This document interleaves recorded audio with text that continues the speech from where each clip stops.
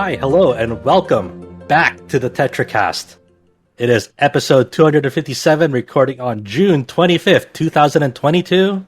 I am your host for this week, Josh Torres. Our usual host, Brian Vitali, has some life things going on, so you'll just have to deal with me this week. I'm sorry. So I'll try my best. Joining me on today's Tetracast is Adam Vitali, Hello. James Galizio, Hey, folks. and Chow Min Woo. How's it going? So it's been, quite a week. We're just kind of exiting the not quote unquote not E3, flood of news that came at the earlier this month.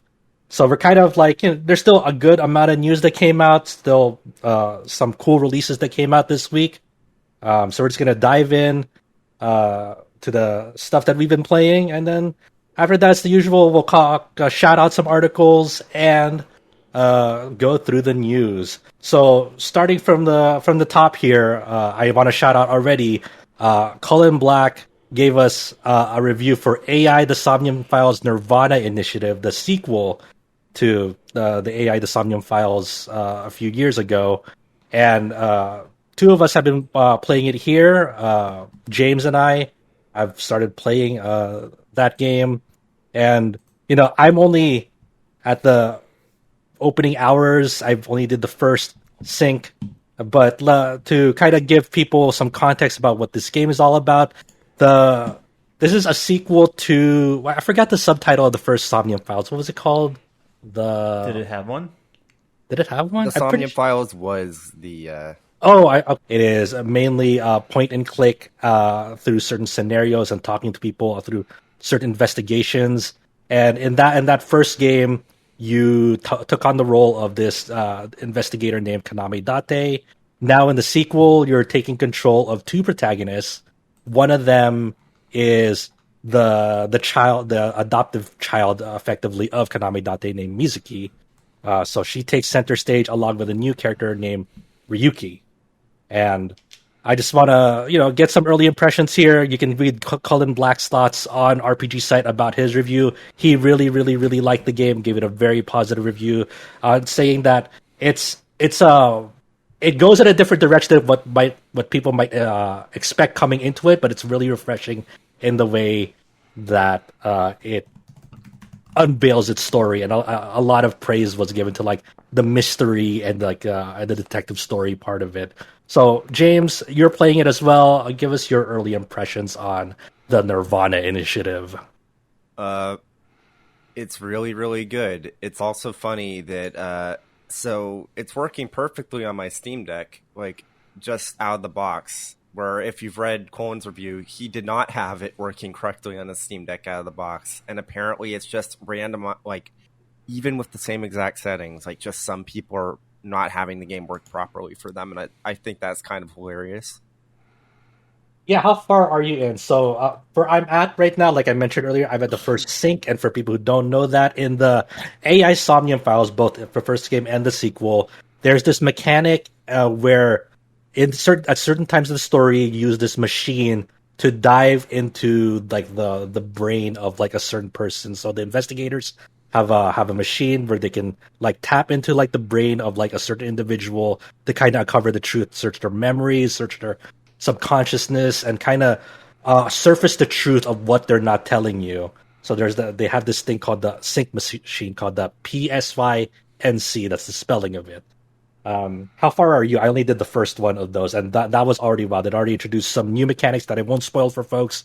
Obviously, we're going to try to stay as spoiler-free as possible for people out there who are very excited to get their hands on it. So I've done 5 syncs, and I've gotten my first route ending. Oh, wow. That's very fast already. What's your... Obviously, you can't really talk about what's happened in it, but what's your initial impressions on it in relation to the first game? I didn't have any expectations for the new characters in Ryuki and Tama, and I absolutely love their duo. It's just like Tama is different from Aiba, but she is very, very cool. Yeah, and Tama is like kind of like this AI assistant that helps the investigators, like Tama did for Date in the first game, or not Tom. What was her name? Aiba, and now Aiba is helping Mizuki instead of Date. And so it's really interesting, like how much Ryuki. Like I don't really know much about Ryuki, but the things that he goes through early on, like, is already kind of working for me. He's definitely a character that wasn't expecting, just like from his appearance and from when they first showed off Ryuki's design. It's like, oh, okay, it's like a generic individual that I thought was going to be like for people who didn't play it for the first game. So maybe like introducing a new character for that like new fresh perspective. But it's the way he conducts himself. Really, I wasn't expecting it. And this is not a spoiler, but like for the premise of this game, it happens. It's weird. It happens. There are two time periods this happens in, where it touches upon. The first is like several months after the first game, shortly after, and then there's another time period where it happen. There's another scenario, another side to it that happens 6 years into the future, and that's where you have like the grown up Mizuki's model in it, and the one that happens the earlier time period is more focused on Ryuki's side, and like obviously the events that transpire between these two periods, the two time periods, are linked to each other because the new investigation that they go upon, there's just very very basic plot premise stuff that's not a spoiler, but the interesting thing that's happening in this game is that there's this whole central mystery about there's this man who was physically cut in half, and both halves of that man is like on the ground when you first find them. One of them is from that earlier time period, months after the first game, and the other half was discovered 6 years after, and they haven't deteriorated. They look fresh. So yeah. Also, the thing that's really freaky is that the time of death is fucked up for the second half, and also it's like they make it very clear it's not that he was just like sawed in half. It's like he was like cut in half perfectly at the molecular level. And it's like, what the fuck? Yeah. So that's the hook right there of like, how is that even possible? So it's a really really interesting mystery. I do like that. It's a really small thing about this game, but I enjoy it. Like the first AI Somnium Files sort of did this, but because when you're exploring around the environment, sometimes characters have very cheeky things to say about the things that you're observing in the environment. But this one has like another layer to it, where since in order to see like the AI assistants, both in this game and the first game, an eyeball has to be replaced with one of these special eyeballs to see them in the first place, and for them to communicate. And so they call that the iris. And through this iris, like you kind of see like the game UI lens, so you're kind of seeing like how the UI is manifested and explained in the game, is like through this iris you can like interact with stuff. And then now in part of the interface, there's like sometimes this scrolling text at the top to like give you like kind of like some trivia. Like it's not even just for people who like haven't played the first game. It'll clue you in a little if you haven't played the first game. You're just hopping into this fresh, but also just like give tidbits of like certain personality traits of someone, of like it's just like the way they are, or like how the flavor gives text of like kind of explaining why sometimes this character freaks out. It's like, yeah, this character is kind of like mentally just not there sometimes, and like it's kind of they're working through it. Yeah, spoiler alert, and it's not even really a spoiler. You see it in the opening moments. Ryuki ain't all the way there. At all. Yeah. So that has been really, really cool. Another mechanic that has come back from the first game, kind of like the more quote-unquote main gameplay mechanic, are these instances when you sync it to someone and dive into their mind, called somniums.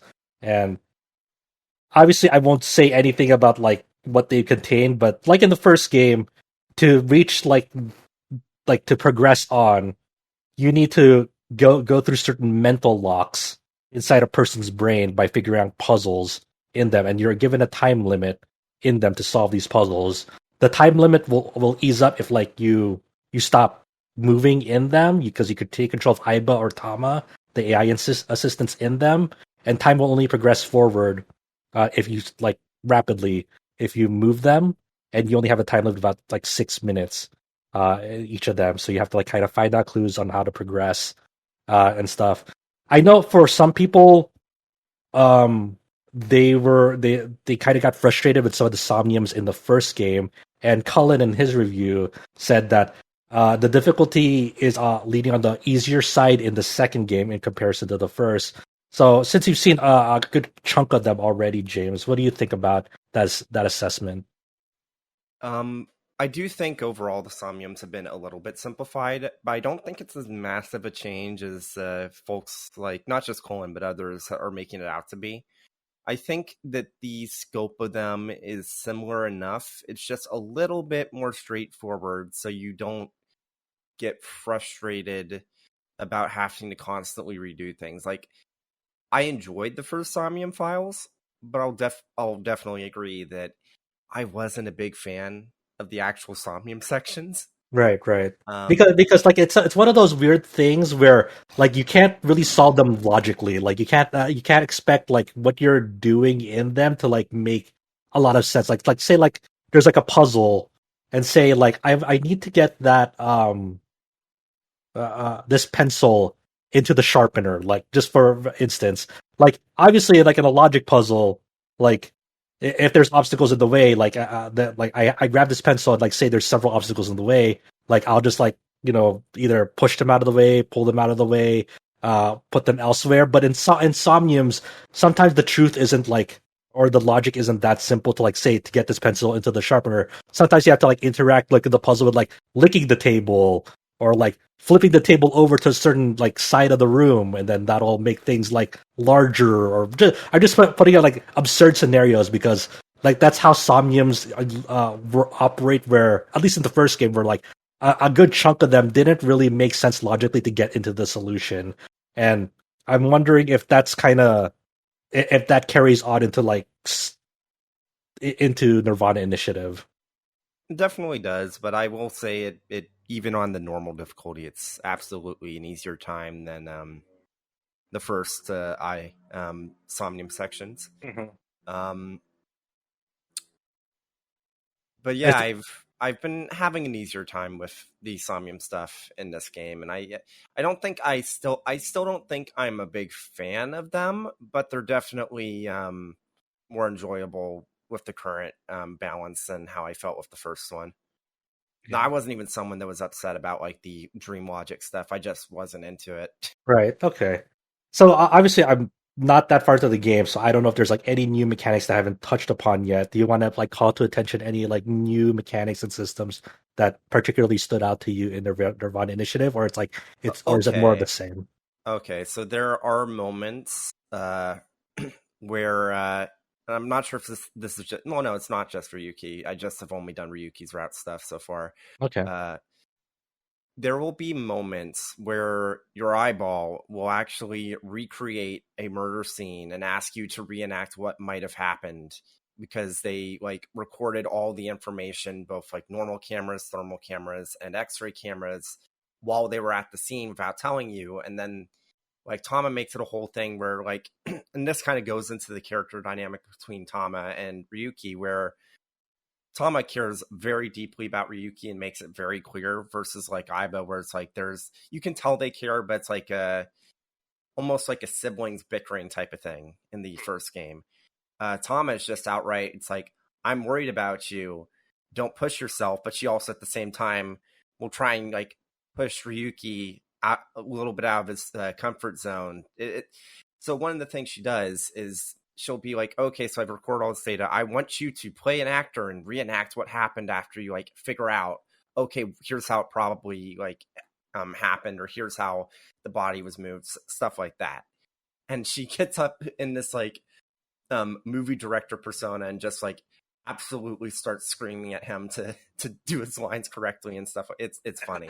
That's good. That's good. I enjoy that. I'm looking forward to seeing that in action.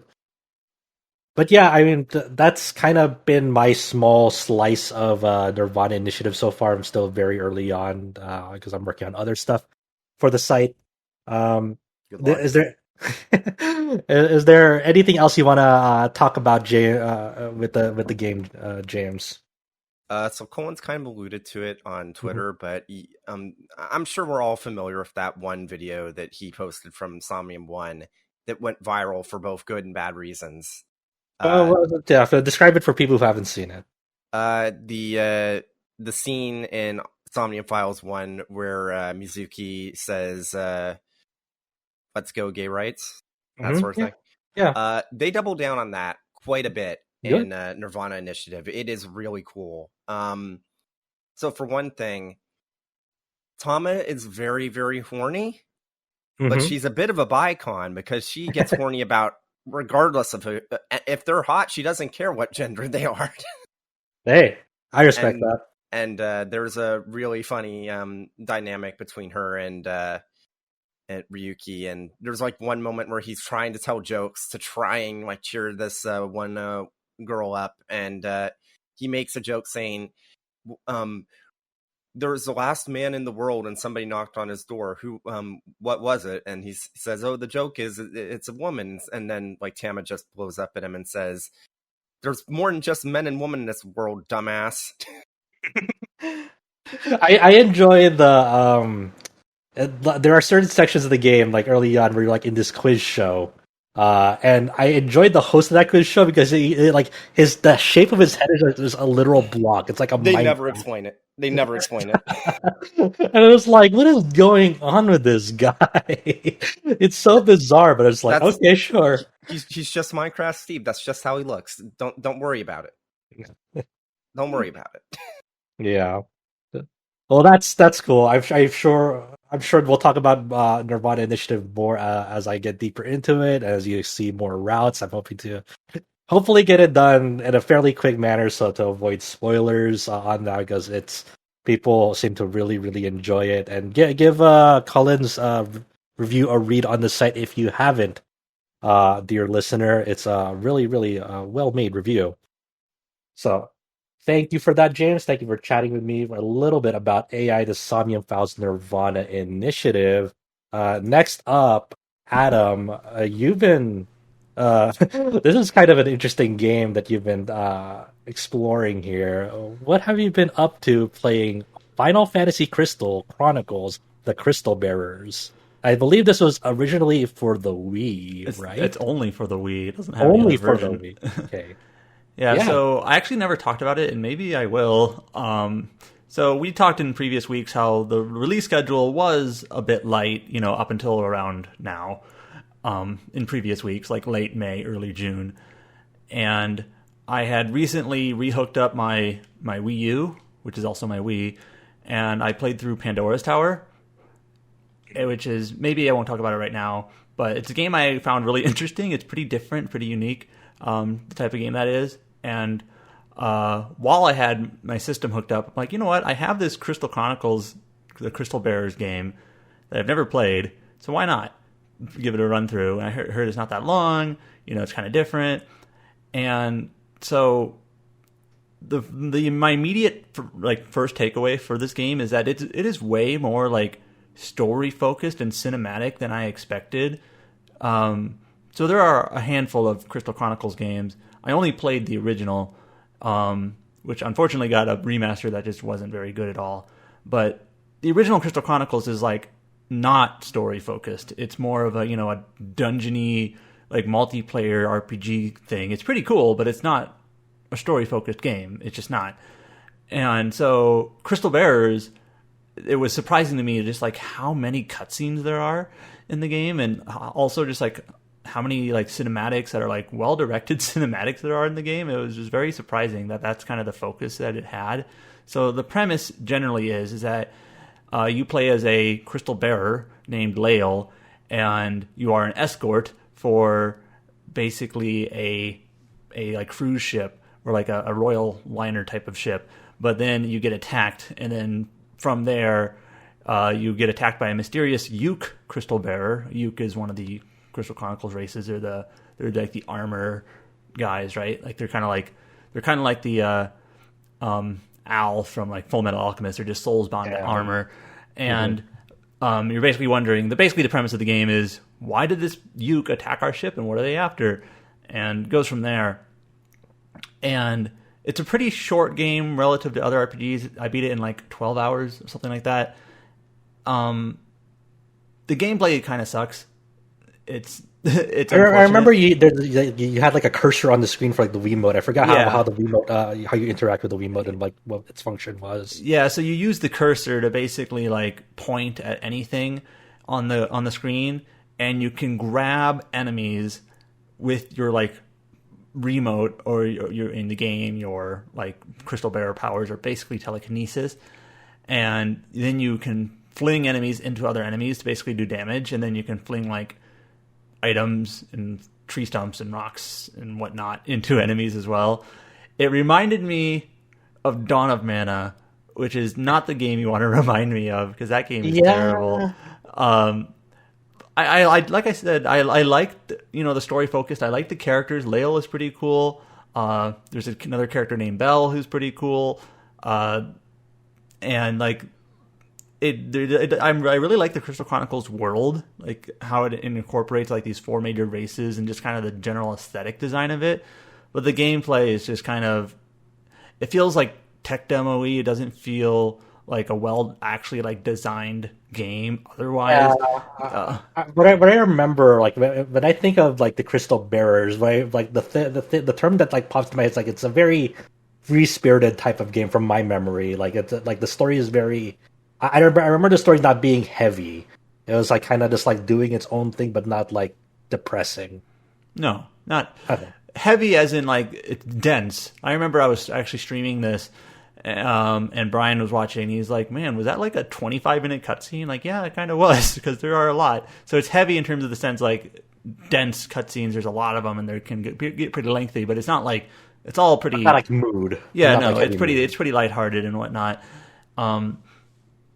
And the game is more of an action adventure than an RPG, where it's more linear. You're kind of going through. You don't really have levels per se. You can gain like more pips to your health.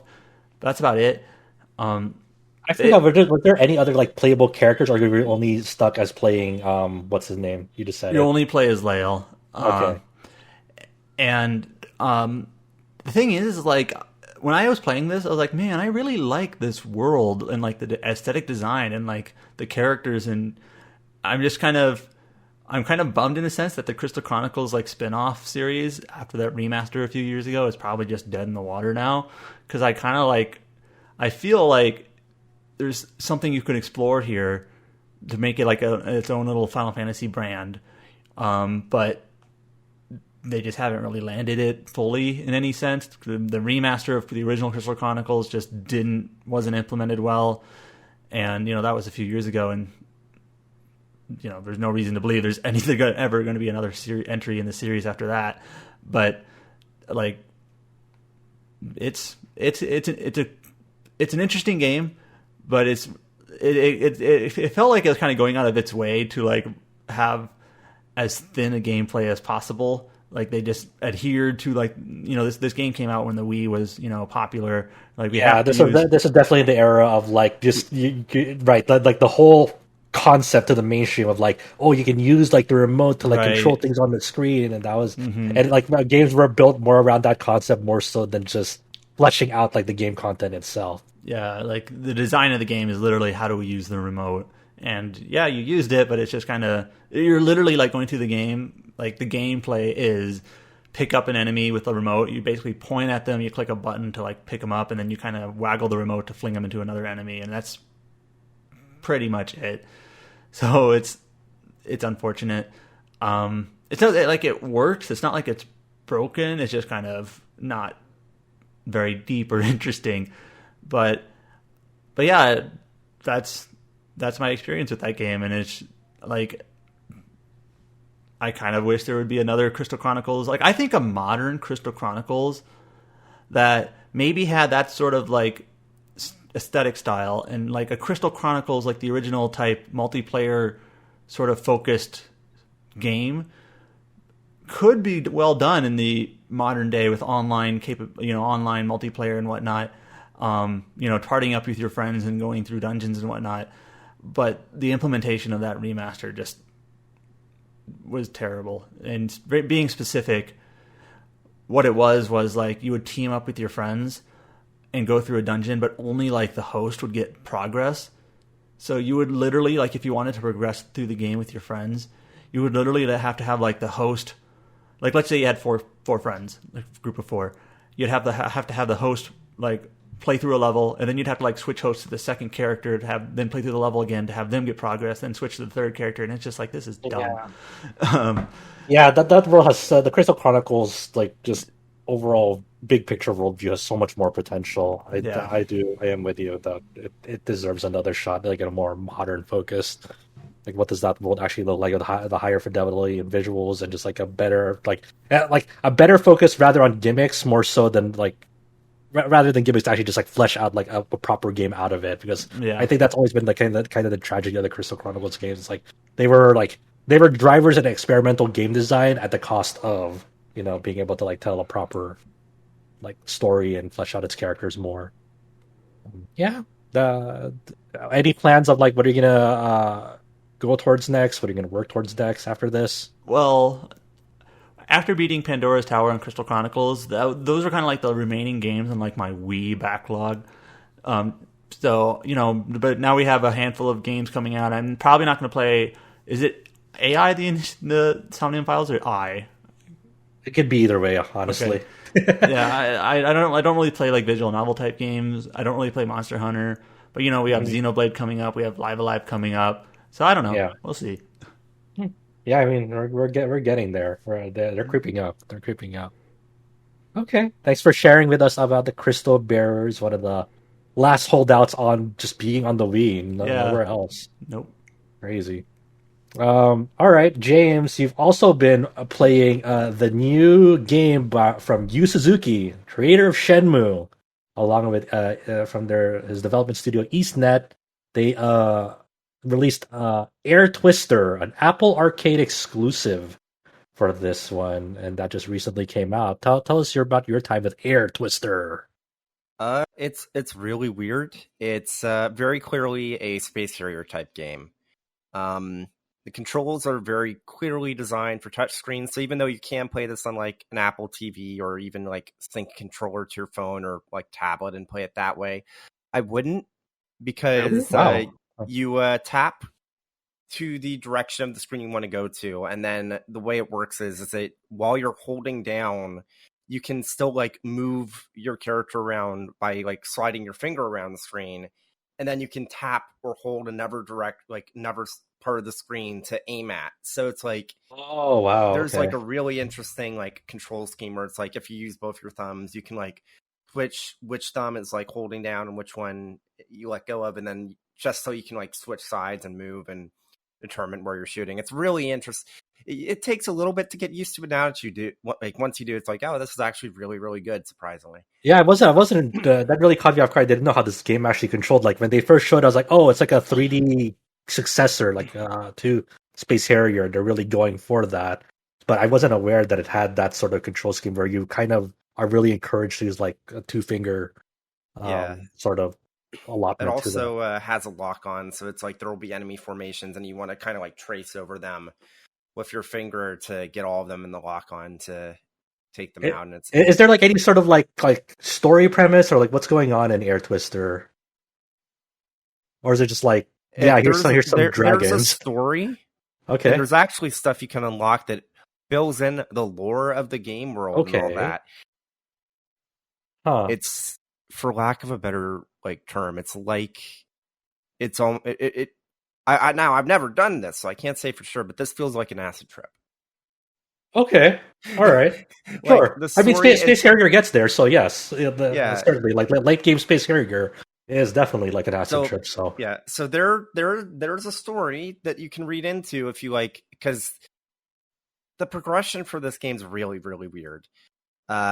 Because there's like an arcade mode, because obviously this is very like a very arcade inspired game, and you can try and see how far you can get in the arcade mode, but you don't get continues, and the only way to progress is through basically either being really, really good and not taking any damage, or through doing the story mode, because when you when you go through the story mode, every time you finish a stage, you get a portion of your health replenished. Okay, so what's the difference between story mode and arcade mode? I assume arcade mode is just like you go It's through the just score stages, attack. pop, pop, pop.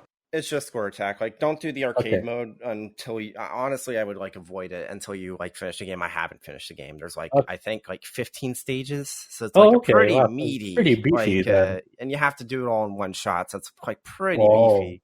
yeah.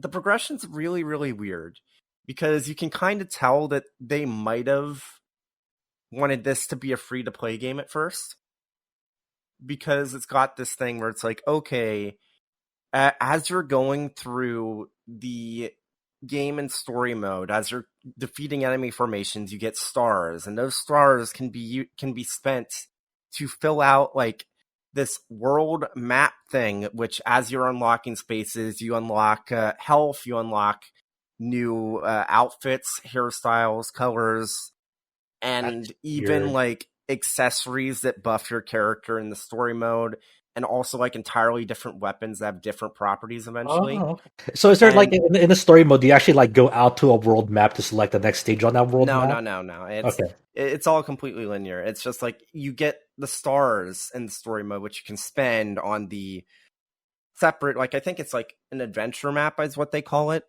Okay. And it's very weird because in addition to all of that, you also have daily and weekly tasks. Oh boy. And those will also get you stars. They will get you these trial tickets, which you can use to test out weapons you can eventually unlock for like one run, because you don't get the weapons until way later into the adventure map. But you can use the tickets to try them out early if you want to see if that's something you want to work towards. And if you don't care about that, you can exchange them for stars just to continue on with the adventure map. This seems more robust than I was initially thinking. Yeah, and then there's like I haven't even unlocked it yet. I've put like I'd say like 3 or 4 hours into it, something like that. And there's like this like Fluffy's Trials or something which you can eventually unlock, which I don't know what the hell that is. There's a lot. It's like definitely more fully featured than I was expecting. It's not the reason to get Apple Arcade. That's Fantasian, but if you already have it, it's definitely worth giving a shot, especially if you're a fan of those arcade style shooters like Space Harrier and whatnot. How's the music in this game? Legally Distinct Queen. Okay, sure. Like, Yeah.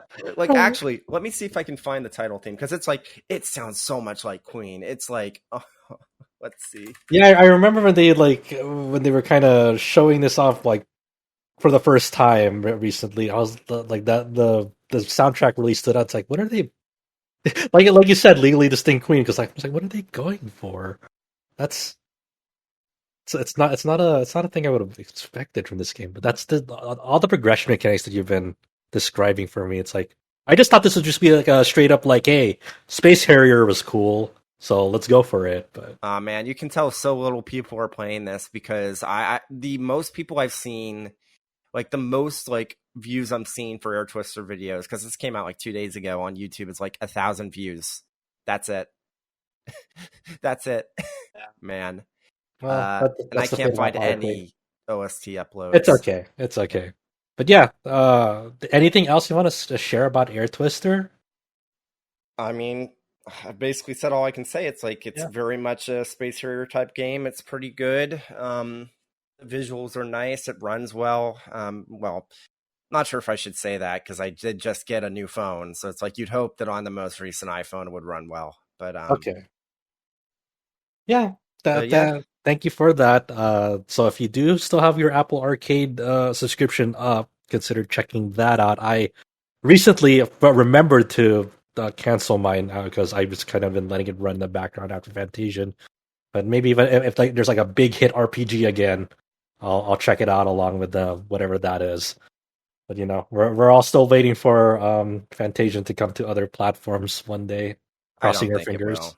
I don't think it will. Crossing our fingers. Because we just want others to really play that and Yeah. come to love it. So yeah. RPG of the year 2021. It's true. It's true. So Chow has stepped out for a little bit, so we'll circle back to him on what he's been up to if he comes back. But for my end, to wrap this up, uh, I when the Steam before the Steam Next Fest closed, I tried out this surprising little indie one-man RPG called Small Saga, and apparently it's been in development for quite a while now, for like I want to say over 5 years now. So who know? I don't know when this is actually going to come out. It seems to be a very very uh, crazy scope for a single person project, but apparently it is not just part of Steam Next Fest. If you're interested in trying out the demo, check it out. But I will try to keep spoilers to a minimum, like within the first 30 minutes. There is definitely like things that happen in it that I have to like describe for people. So if you want to leave that surprise to yourself, consider skipping ahead. Just to making like sure this game is called Small Saga. It's called Small Saga. Okay. Yes. Yeah, it's on Steam. You can download the demo, check it out. I highly encourage it. So Small Saga is like a homage to Japanese RPGs turn based. And at the very beginning, you take control of these two rats. One is named Vern and one is named Lance. And they're trying to go up to the paradise, which is like the surface world, to basically get food, get cheese, I believe, on there. And so you're kind of wandering through these like the small sewer section, and it's very much like an isometric perspective as you're going around. And then so as you're going around, and you get some treasure chests, you come up to like the first battle. I got like these kind of like these bullies, these other rats, and one of these rats has like something they call a god weapon. And this god weapon is just like little trinkets from like the surface world. So the first one you come across is like a pocket knife, and they call this a god weapon. And the battles that play out as like most turn-based JRPGs. You have an attack option, and the attack option you can have like a standard attack, some skills that like cost like pips. So like a skill might like cost 2 pips, and you gain 1 pip per turn. So very basic stuff like that. You have a defend option, and then the item option to um, use consumables. The camera is very much your part. You see your party's backs facing the enemy, so it takes on like that kind of third person tilt shift perspective. On that, it looks very very awesome, and so this will be the part where I was like, it's your standard JRPG. There are definitely like skill trees that you can use to like enhance your characters and their stats and learn new abilities through them. But there's a certain turning point, and I highly, if you don't want to ruin the surprise, I recommend skipping ahead maybe like 5 minutes on this. So after you reach Paradise with Lance and Verm, you're kind of go around, and then there are mouse traps like in this convenience store where you're at, and then so you gotta kind of go around them. Then something appears to like check up on the store. It's like your typical like janitor checking up on the store to this as the yellow god. And they're like, oh shit, the yellow god is here. So they're just trying to like make off like with the goods. But along the way, like the yellow god has caught up to them, and you're like, oh shit. So as Lance and Verm try to get back into like where they came out from, Verm's tail gets caught by a mousetrap, and they're like, oh shit. And then Lance is like, okay, I'll distract the yellow god so you have time to escape. Just cut off the tail. So Lance had like from this point on, you think Lance is like just gonna be like your party member. They have their own skill tree. It's like, okay, there's nothing that's gonna happen to Lance. And then Lance, like, this is all done like in through game, like through like a turn-based battle. Lance gets up on a shelf and tries to like get the attention of this yellow god, so so Verb has time to escape. And like as you're like trying to like dish out attacks, throw out attacks to this person, it's not obviously doing no damage, nothing at all. and then at some point, like Lance is using a bow and arrow to try and get its attention, and after a certain amount of hits, the yellow god turns to Lance, and then it's like, okay, there's a rat up there, and obviously the natural response from people is like, just go kill that rat. So you see the yellow god's hand go up and grab Lance and squishing him to death. Like, you're seeing damage numbers pop up, like from like 6 to like 20 to like all of a sudden it's like 70 to like 300 to like say 547 to like it gets to the thousands. And it's doing that per crunch on the fist to Lance. And you're like, oh my god, what did I sign up for? And you just see this Lance just like fucking die, get murdered by this yellow god at per crunch on the fist. And you're just seeing this from the lens of this turn-based battle. You're like, what? And as this is going on, Verm is trying to get the hell out of there. And like, out of desperation now, like now that this person is so close, Verm like uses this like small scalpel that he has as a sword, and he's like, "All right, well, my tail's caught up in this. I'm gonna cut off my tail. That's the only way." So once again, through this turn-based perspective, like through a turn-based battle, you're using Verm's weapon, the scalpel, to just hack and slash his tail off, and you're obviously taking damage as you're trying to hack and slash your tail off. And it's and you're just like, oh my god. So eventually you cut it off and you flee from there. You don't even have the food anymore. It's like you're just trying to get the hell out of there. I don't know if it's cheese or grain. I've forgotten now. Maybe it was grain. But and then after that incident, it's like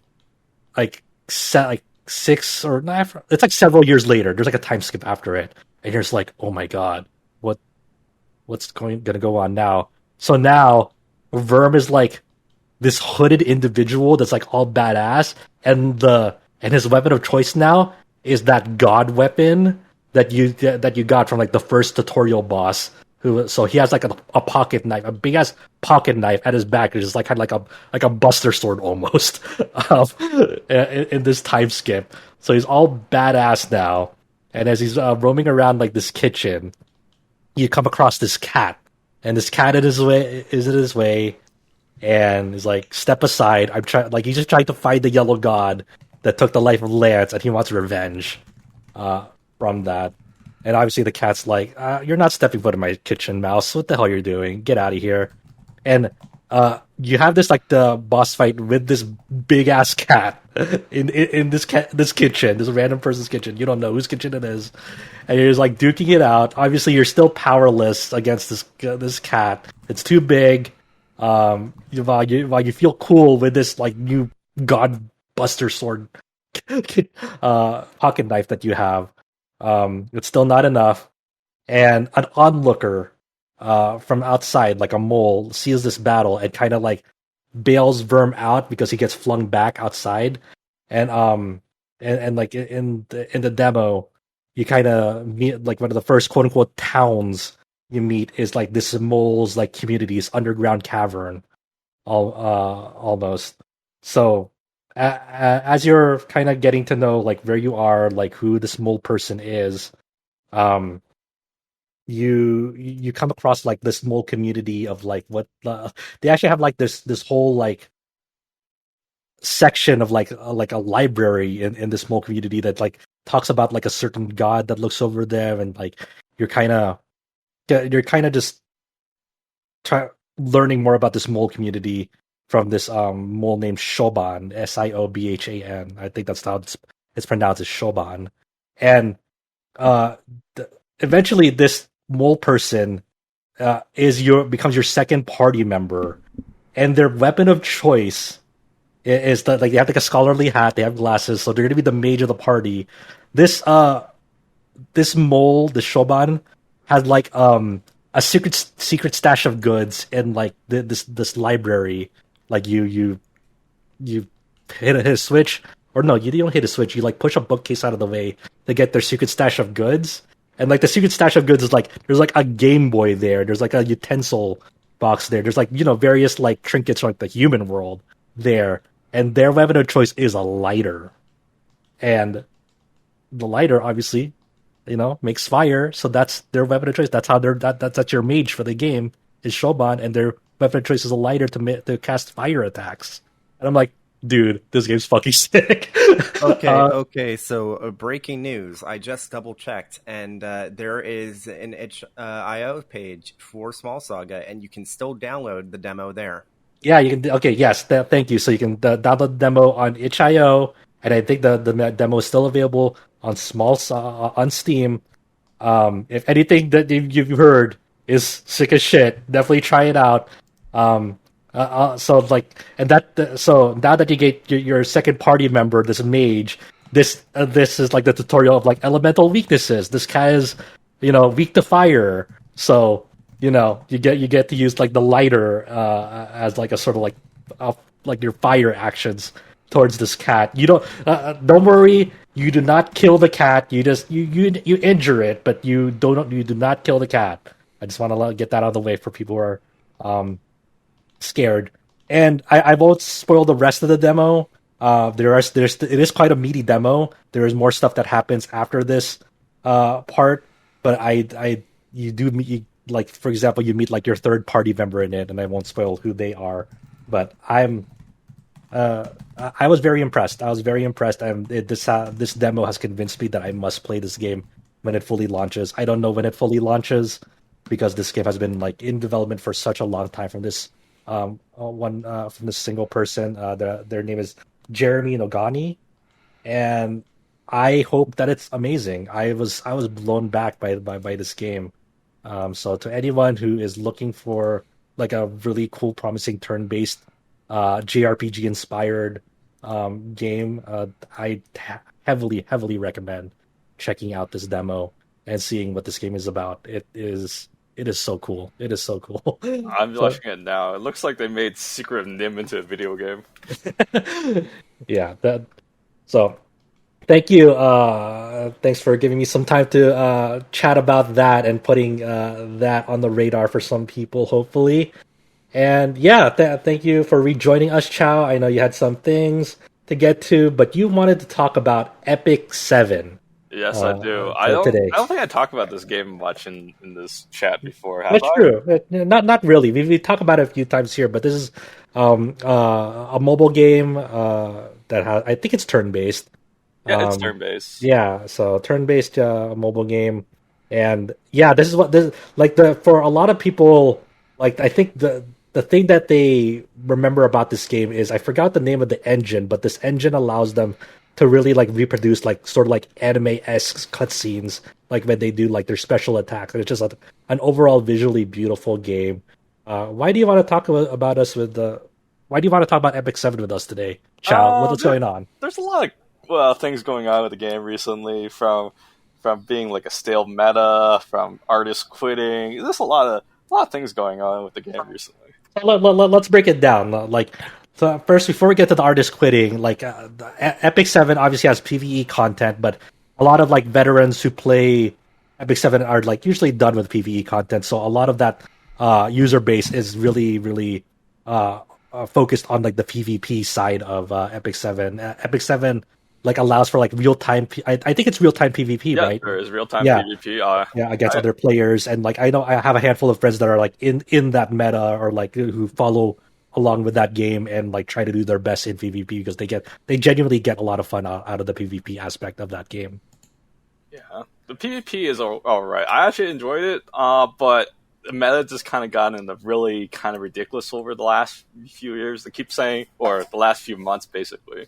They keep saying that they won't like power creep something, then all of a sudden just completely shoot that out of the floor. And just go so there's like a very basic like understanding of like just an outsider's perspective, maybe outdated, but I remember like say the collab with the Guilty Gear like a few years back, and they reran it like for a good chunk of time. Like units from this limited time collaboration with Guilty Gear was like the meta. Like these are like one of like some of the most powerful units you can get into your team in Epic 7. They were for a bit, but they're not meta anymore. A new collab is now the meta. It's from, was it the time I reincarnated as a slime? Yeah, the slime isekai collab. Like I remember for a good chunk of time because like the collab units are generally very powerful. Like even though my a friend of mine wasn't a ReZero fan, he's like Rem is on my team. She's amazing in this game. I'm a Rem fan, even though I've never, read or watched ReZero. So yeah, now I guess there's a new collab. It's that slime isekai show and light novel. Tell us a little bit about what's going on. Why is it making the meta stale? What are aspects of like the combat, just to like in layman's terms, so we can the at least. combat's very simple. Every character has 3 different skills. The first one's basically their auto attack. The second skill is like random. It could be a passive skill, or it could be like just like a second skill, right? And the third skill is like their ultimate attack, whatever their ultimate attack could be. It could be like just a shield. It could be just like some full screen AOE. It's like a very simple game to play. It's not too complicated. The biggest problem with this game is the gearing system. It uses it's like a random upgrading kind of gearing system. Every 3 upgrades, you get a random stat, and to get the most optimized gear, it just requires a lot of grind and optimization. You might never get it. Yeah, that's kind of like what makes Epic 7 infamous in like these communities is like the gear. Like it's not so much that pulling the characters obviously it's an ordeal in itself, but the character pulling for characters for veterans in that game, it wasn't never really like the main like kind of obstacle in their way. It was always about the gearing process in Epic 7, because like from what I understand, I don't know if this has changed, is like the gearing is very RNG reliant on like extremely RNG. Yeah. You definitely remember Genshin's artifact system, right? Yeah, I remember It's that. exactly the same thing. The only reason why people give Epic 7 a hard time about it because there's PvP involved. While Genshin, there's no PvP involved, so they would be like, "Oh, whatever, it's just RNG. You just use this for PvE." It was like, "What the hell does it matter?" But now that you're fighting against other people, so now you start to complain that you lose to other people. That it's like, "Oh, that guy probably had better RNG than I did in gear." And then that is true to some extent. You have to imagine as well, like since a person who has optimized gear will generally have like a somewhat easier time in winning than someone who has like less optimized gear in that type of game. Like you let's say you have like the same exact like parties up against each other. Like from then on, like the thing that will determine the outcome of that battle is definitely the gear. Like, yeah, that's usually how it goes. But so what's going on with the meta now? Like what's the why meta people... was like, I think what happened was they released a few heroes and they just keep buffing them, and it just made them stronger, and it just kind of like a repeat mistake from when the game first started. Is it more so that like these heroes like do so much damage that like it doesn't really matter who else you might have, or is it like a certain skill or unique trait that they have that is making the meta like it shook up the meta to a point that it's like, why would you do anything else but this? They basically back in the first version, they made these characters that are super hard to get. Basically what happened to get these characters, they're called the Moonlight Heroes. What you have to do is you summon 120 times for one chance to get them at a 2.5% rate. So 120 times for a 2.5% chance to get them. Okay, yeah. So like to make sure people understand, like there's not 120 rolls to get to a pity. There's 120 rolls to reach a better percentage chance to roll them. To get a currency that lets you roll for them, so they're extremely rare. Okay, but you're not rolling 120 times to like guarantee that you roll them. No, there's no pity for them until they added a separate currency that has pity to get them later on, but that's a year later. Right. But they're extremely hard to get. So either you spend roughly maybe about, I don't know, like 700 USD to buy enough currency to get the pity to get them, or you just participate in like guild wars to fight for like at least half a year to get currency. They added more ways to earn the currency to get them, but they're still hard to get. Okay. But yeah, when the game first came out, if you got one of these heroes, you could basically sell your account on eBay for like $600 or something like that. Holy shit. You got one of them, because the chances are so low, and you also have to beat the entire game in order to get the chance to roll them. Because if you didn't beat the game, they won't let you access the shop. So it's like progress gated. So you need to like beat the story up to a certain point, or like the whole story. You had to beat the entire first story. Oh, okay. Wow. So eventually, they find that it's very difficult. So they added them into the regular gacha. You could get them in the regular gacha, but their rate is like 0.015. So your odds of getting them are very low. But now they're in the gacha pool. So when the Japanese servers launched, they were in there, and people know that there's one hero that's completely busted. So they just kept re-rolling like millions of times until they get that hero, instead of like the American server where they didn't bother re-rolling because they had to beat the game first before they even allowed to get them, right? In the Japanese server, it was plagued by the system because a lot of the Japanese players just know who the meta character is. So they just re-rolled and they just get the character, and everyone was using them, and their Japanese servers was completely destroyed because of it. Okay, yeah. All right. So now what's the situation now then? Well, say the situation now is like, they said they're not going to make them too overpowered. The reason why they don't want to make them too overpowered because there was drama back in the day where people got a currency to let them pick whatever hero they want because that guy was so busted and they have to nerf him because, they don't want a situation that they had to hand out free tickets again. And that's always a shaky thing too, because like you know that like a portion of your population put a lot of money into rolling this character only for them to get nerfed. So I imagine that's a whole ordeal in itself. But yeah, this guy was so busted when they nerfed him back then. It's like, well, he wasn't busted, but people complained he was so useless, so they overbuffed him. And when they overbuffed him, it was like the dumbest hero in the game, and they had to nerf him twice before people are like, okay, I can deal with this now. But they overbuffed him to a point. It was so dumb. I could even explain to you what kind of sane person would have thought this was a good idea. Okay, yeah. Explain it. Just quickly, The rough gist of this hero was that every time he dies, he revives with like a 60% greater attack buff, and he also does AOE damage. So if you kill him, he comes back to life and instant kills your entire team. That sucks. That's how he was designed. Okay. So the way to get rid of him is you get a character that either attack twice in a row, so when you kill him and he comes back to life, you kill him again so he couldn't do anything. Immediately? Okay. Well, or the other thing is you get these heroes that if you kill them, they're dead permanently. They're called extinction abilities, so how do you get rid of them? But yeah, that was so dumb because he would just come back to life and just, because with the greater attack buff, he just instantly kills your entire team. Oh, that's no longer the That's thing. no longer the case. He doesn't get the greater attack buff. Okay. So what's going on now, and how does the slime? Right now is like the slime is completely broken. The slime is basically you attack him, then he comes in and he steals your buffs. So let's just say your party's like fully buffed and has like all these cool buffs and stuff. And if you dare to attack him, he comes and copies your buffs. So you have like all these crazy buffs on yourself. So let's say like you have an AoE attack. If that AoE attack hits the slime, they'll still take all your party's buffs. Yeah, he comes back and hits you a counter attack where he copies your buff. That's what he does. And so you have like some really crazy buffs. He steals it from you. And it's not even a copy. It's like it just straight up. You no longer have buffs. It's all mine now.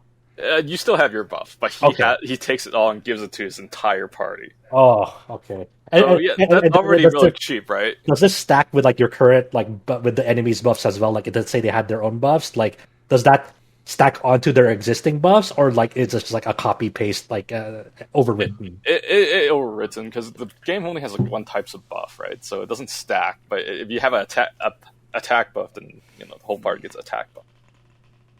So he steals your buffs, so that's the first thing that makes him kind of OP. But the second part is he does fixed damage. So no matter how strong your units are, like how much HP they have, he does a fixed amount of damage, so he can easily one-shot them without having to worry about gear. Oh, wow. So Jesus. yeah, he's extremely busted to a point that, the tier list is called Rimumu and Friends. Or Slime and Friends. That's how the meta calls it. Oh right? my god. But yeah, he is so busted. But I think the problem kind of stems from the patch before. They made this one 4-star hero that was kind of super busted because what she does is that if you dare to use like an AoE attack, she gives her team like a push for a free turn, and then a free like one hit invulnerability. So was it? And if she moves, she removes all your buffs and silence everybody, and everyone just can't do anything for the rest, and people have to kind of fight their way around it, and it was like a very busted hero. And they just keep releasing heroes similar to kind of these, where they just like they're super fast. It kind of gives you a weird debuff, and then you don't know what to do anymore. How long has it been going on for this game? For like the stale meta that you were saying, Yeah, probably about the most recent year. a year. It's been going on for a year now. Yeah, I'd say it's probably about a year when these heroes came up, and then Has there been like a significant population loss as time goes on? oh, there's always population loss, but I don't know. Every time when something like this happens, there's always like this Korean protests. Did we mention who the developer of this game was? No, you can go mention it right now. It is Smilegate and Super Creativity. Smilegate is as recently Josh has been playing Lost Ark. They were from I quit it months ago. So, but yes, it's from the same publishers. Same publisher. Sorry. The developer is called Super Creativity.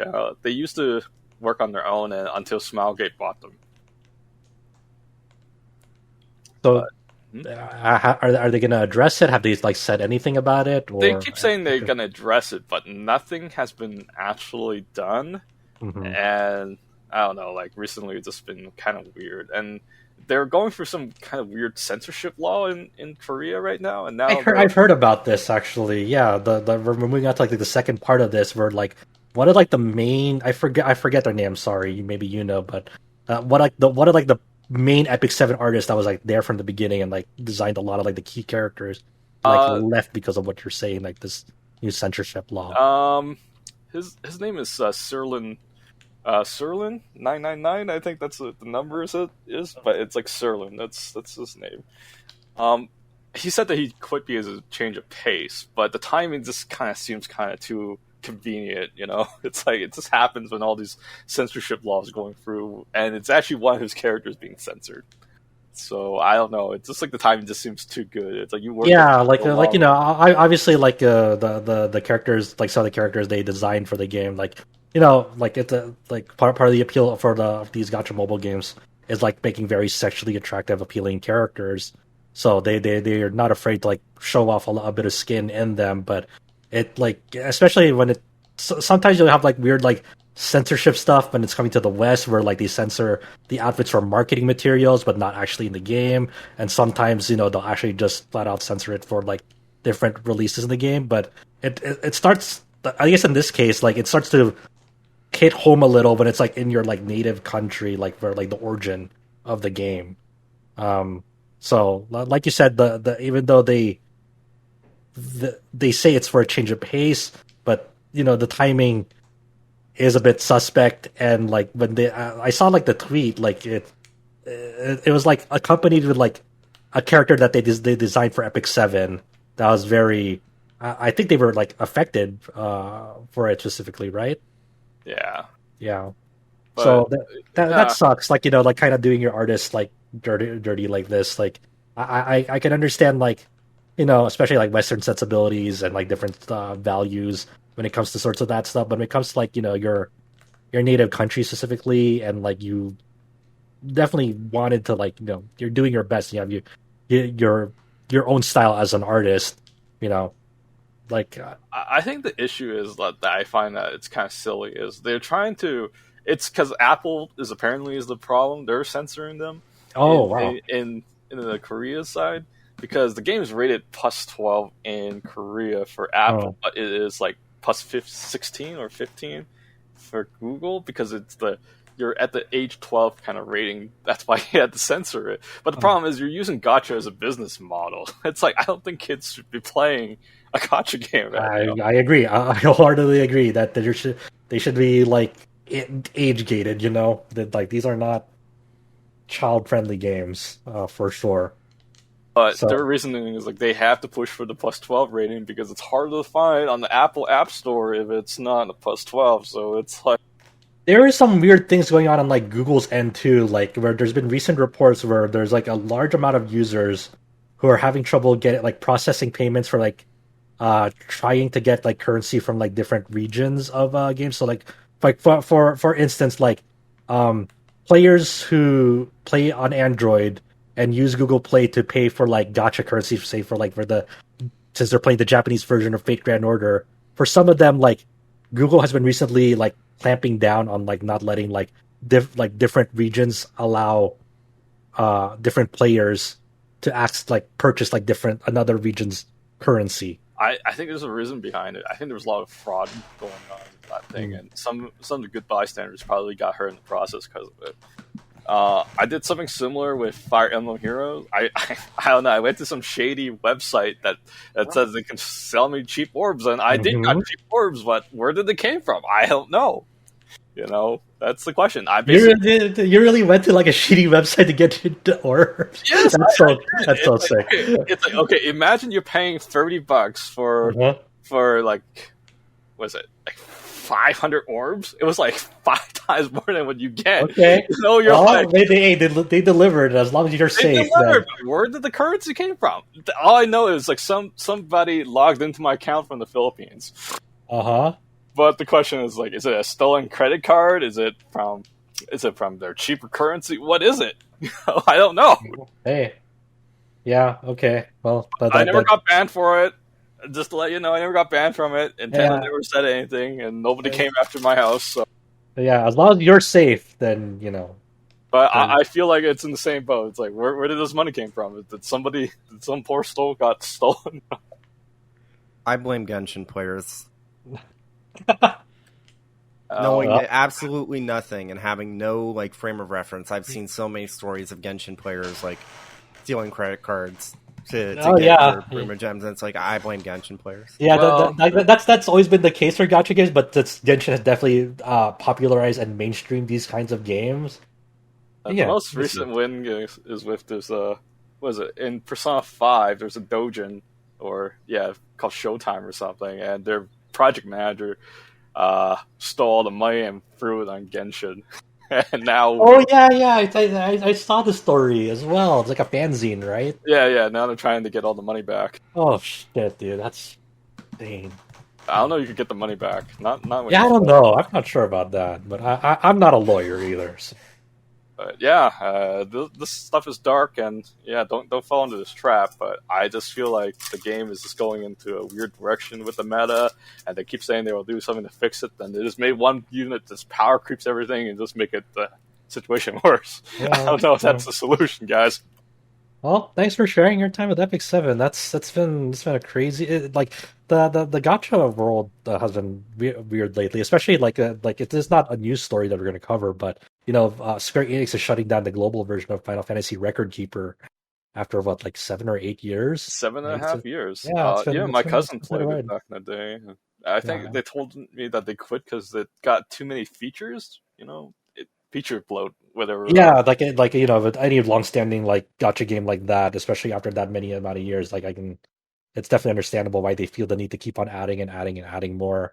But at the same time, it's been a long run for that kind of game, and it brought people sadness, happiness. It's brought a lot of cool rearrangements of classic FF themes to the scene. Hopefully, they have a way to like archive that somewhere. But yeah, it's been crazy. So yeah, thank you for sharing your time with Epic 7, and we'll continue to monitor the situation on those kinds of games, seeing what's happening to them. Before we head to the news, we have some article shoutouts. I already shouted out Cullen's nirvanA initiative review for the sequel to AI, the Somnium Files. Scott also brought up his review for Symphony of War, the Nephilim Saga, which recently released on Steam.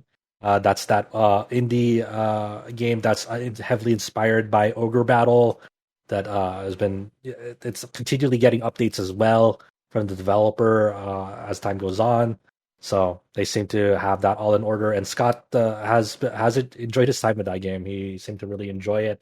And yeah, for anyone who has wants to scratch that ogre battle itch, it seems to be a sufficient newer title that brings that experience to the table. I also picked it up not too long ago, but I won't have much time to like play uh other games. So we'll see if I get around to that before the year ends. Ends. I do want to. It seems to be pretty cool. We also have an interesting feature up from Paige Chamberlain, our contributor over in Australia. Um, they were talking about how Mistover, which is a game that came out, a dungeon crawling RPG that came out in 2019, that'll be getting delisted just shortly on June 30th. So they wanted to like make sure to kind of get the word out on like what that game is, how it plays, their experience with it, and like it's not the as they mentioned, it's not like a game that will set the world on fire. It's like a masterpiece, but there it's always it always sucks when like a game gets delisted permanently, and we don't know if this game will um get relisted. The developers Crafton, and they've entered a publishing relationship with Arc System Works to get this on the market, and we don't know if Crafton has any capability or any desire to relist this after it gets delisted on June 30th. So definitely, give their impressions a read, and like they kind of break down pretty extensively what kind of game and what systems are going on in Mistover, and if that is if that is working for you, consider maybe picking it up. I believe they still have a demo for it if you want to get hands on with it as well. But you get on it, because if you don't want to miss out, make sure to get either get some hands on or read their feature on this game, because there's not a lot of time left before it gets delisted. So we also have another feature from another contributor who goes by Kennedy. Their Twitter's at Red Bart is cool.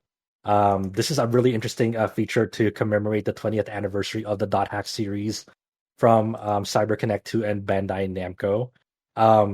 Kind of exploring why is Dot Hack Quarantine, which is the last of the four games from Infection, Mutation, Outbreak, and into Quarantine. These were the tetralogy that released before the GU games came out. Dot Hack Quarantine in particular, over the years, has become infamous in the PS2 market, because it's been very expensive and only rising in price as the days goes on.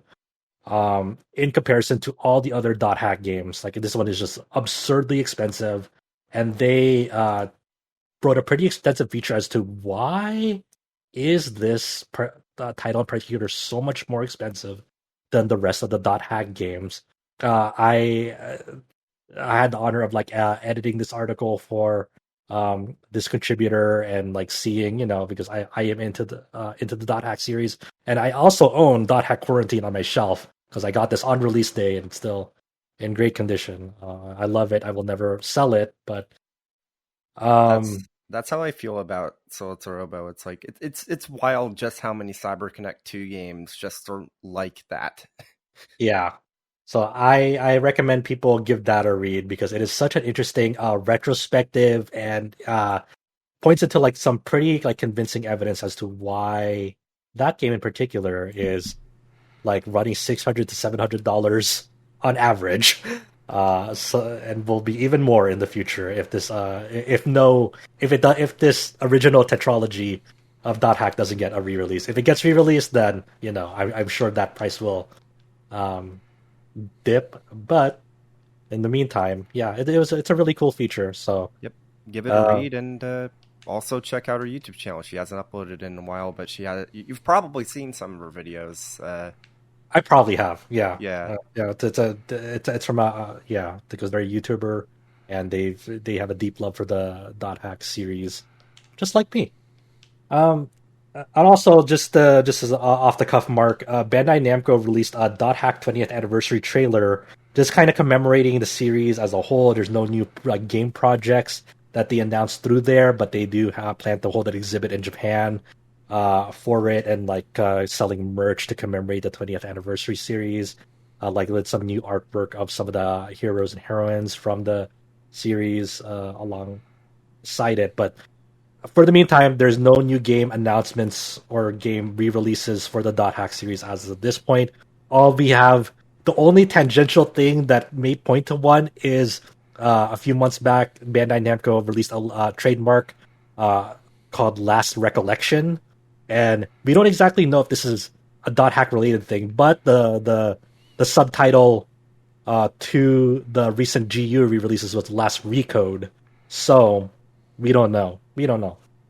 As much as I love the tetralogy, I don't know if like a remastered re-release would do them service because I feel that their gameplay hasn't aged well. So if they're up to the task of like doing a full remake of it, that'd be crazy, and I'd be interested to see if they pull that off.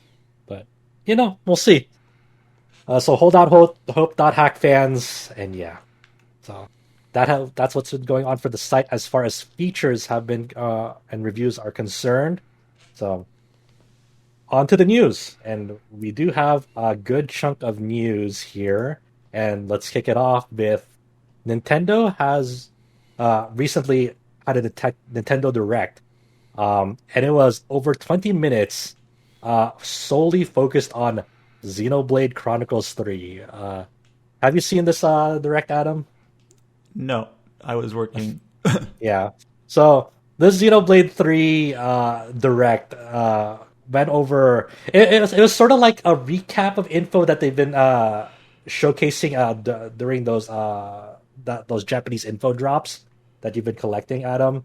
So, but it shows a lot of brand new footage to accompany like that info going on. It was kind of a weird direct because before they got into the direct proper, they had like a 3-minute teaser trailer for the direct that played before the direct happened, right before. So it was just like, okay, I guess.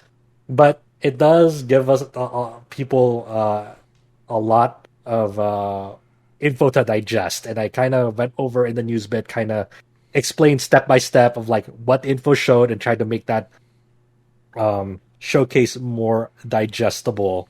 So aside from the story stuff that they've been showcasing, like there's these nations of Keves and Agnes at war, they showed off like the 6 playable characters, the 6 main characters in Xenoblade 3 with Noah, Uni, Lance, Mio, Taion, and Senna.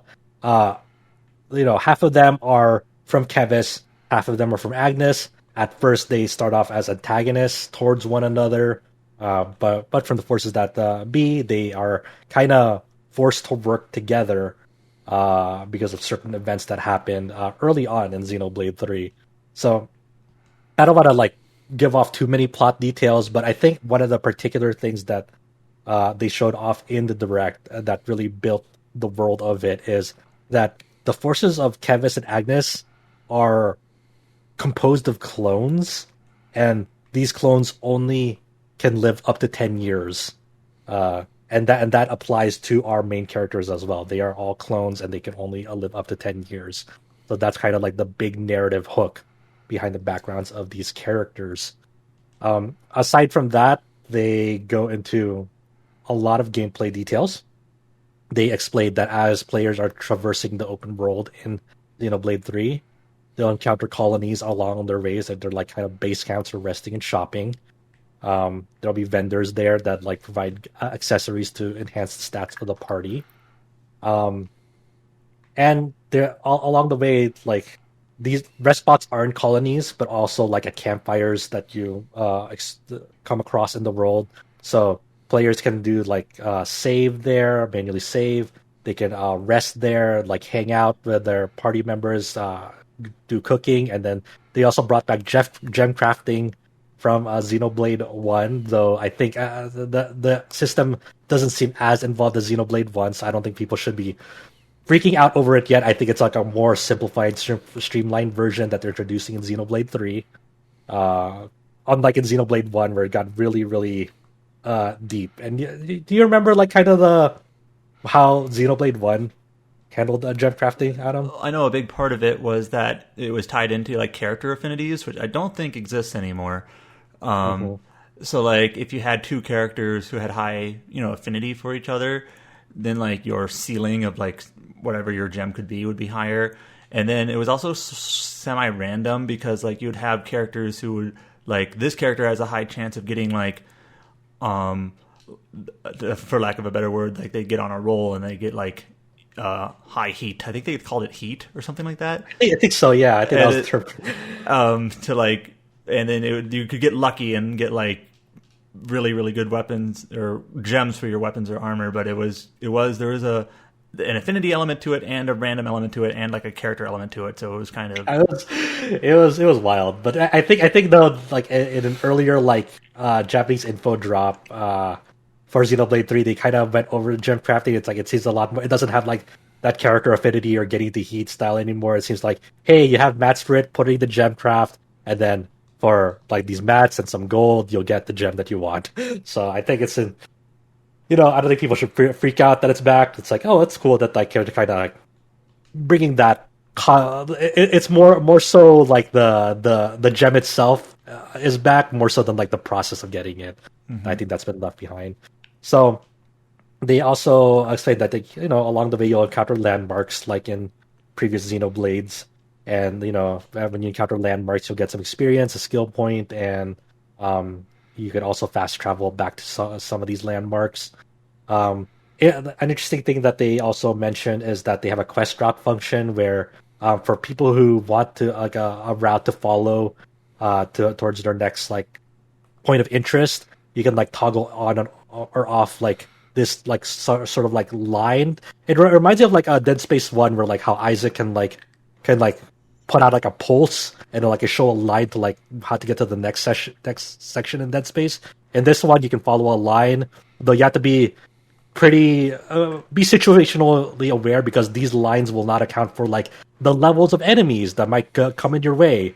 So like the line might. Xenoblade Cross have this? I'm trying to remember. I don't remember. I know I played other games with this sort of system where it just basically shows you like the bird's eye or bird flight path to the next objective, but it's just going to go straight through whatever enemies might be there. So so that's all like it'll be up to players if they want to use this. Like, hey, make sure that like this light isn't pointing you towards like a level 40 enemy, and you're like at the beginning of the game because it'll do that.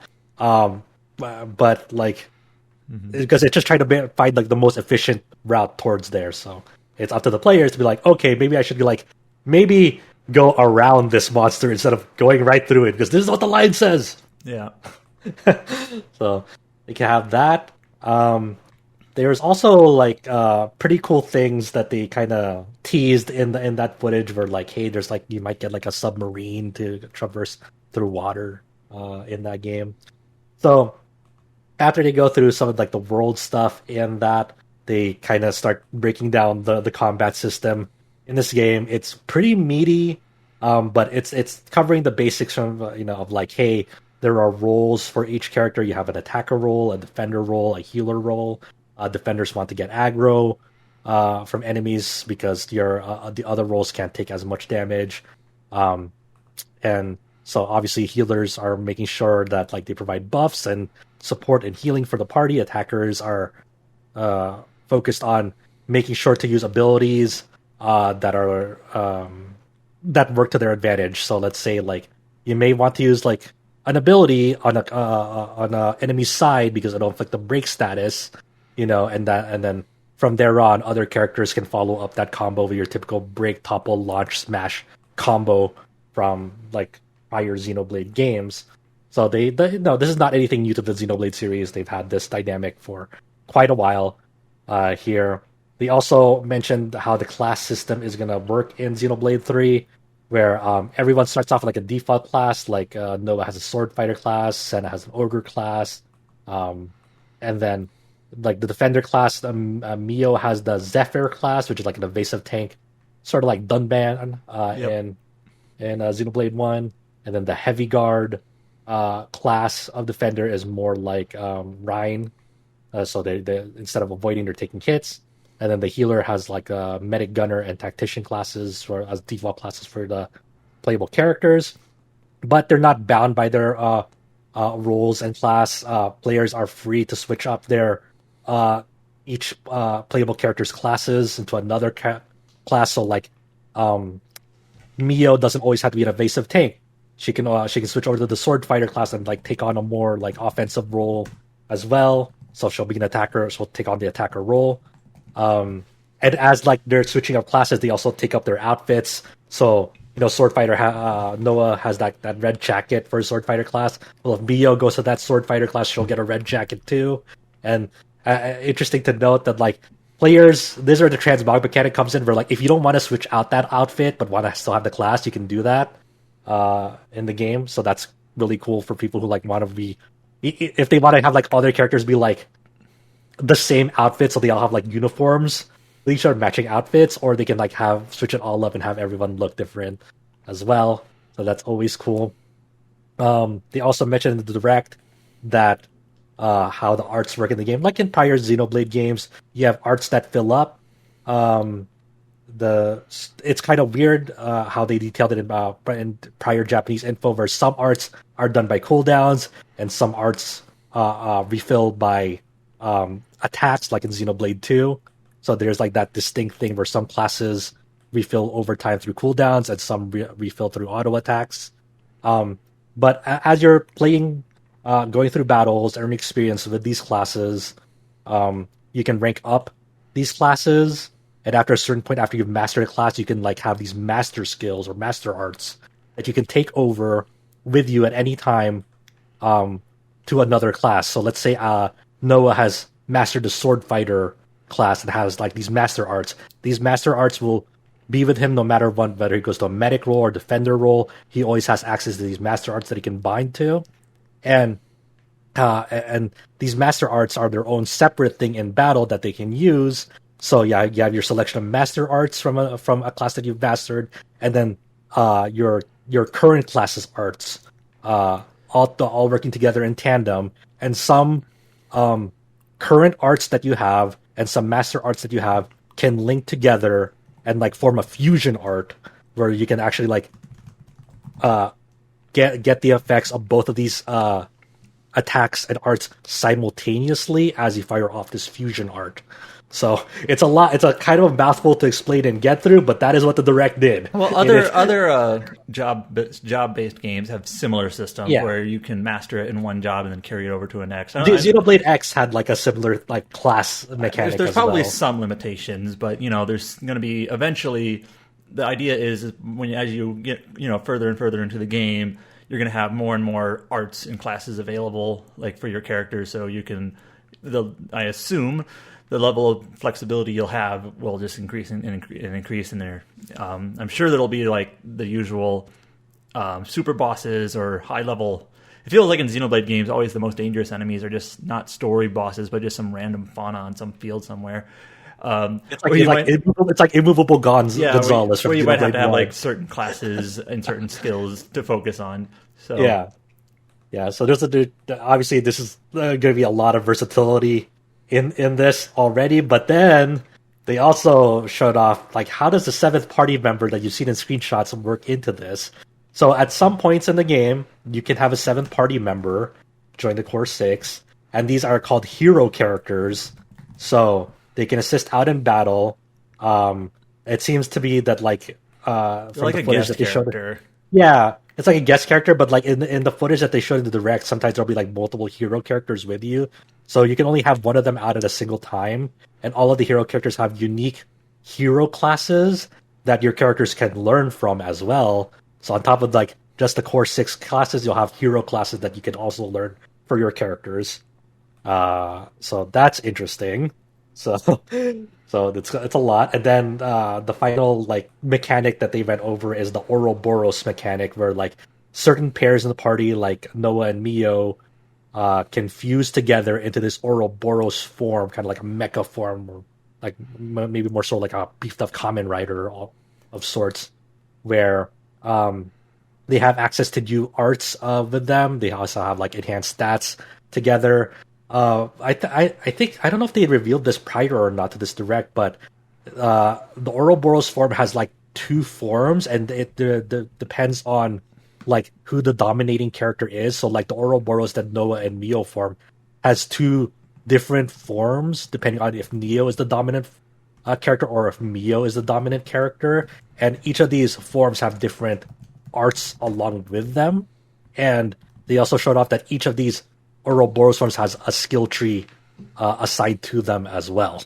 So even more customization and party progression mechanics on that side of things when the two characters interlink and make that.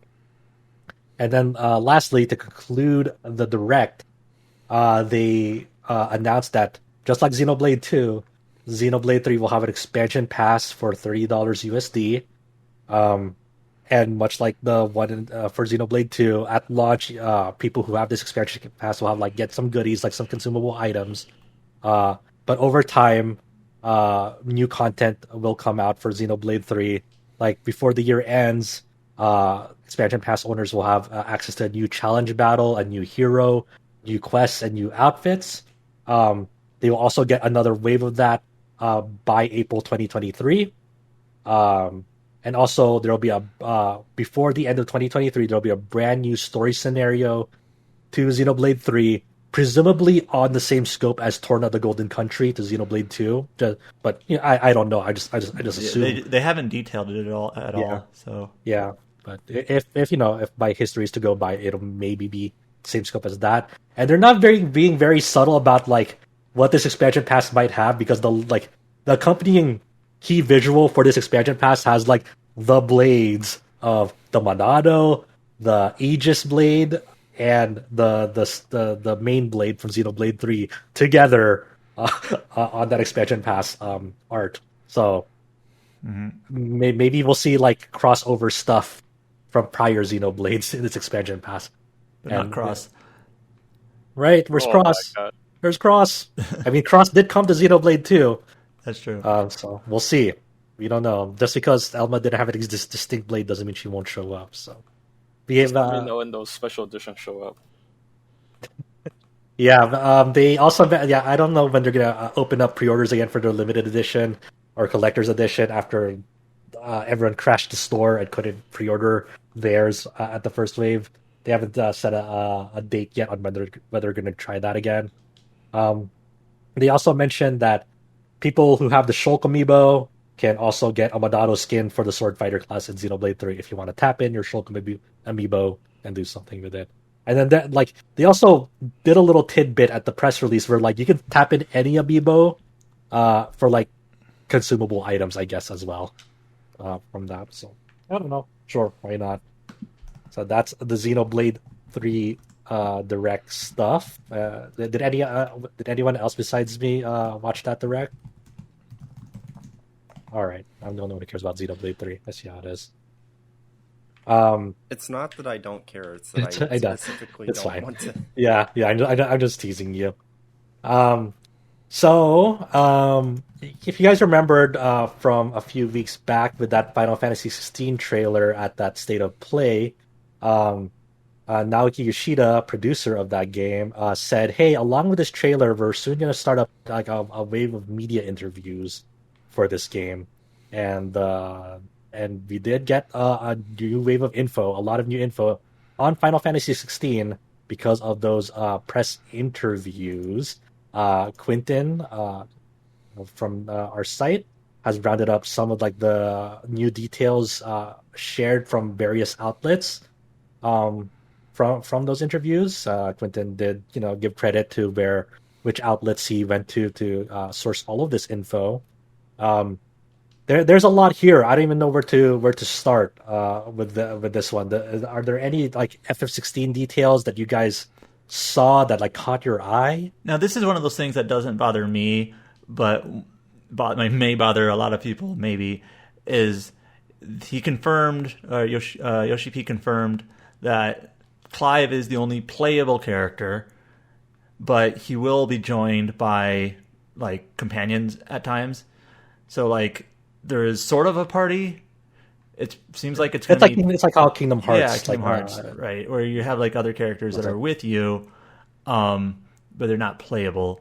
Yeah. And then he did mention that maybe related to the party or maybe not. There's gonna be. It seemed like it was heavily implied that the little doggy, whose name is Torgal, will have a role as well.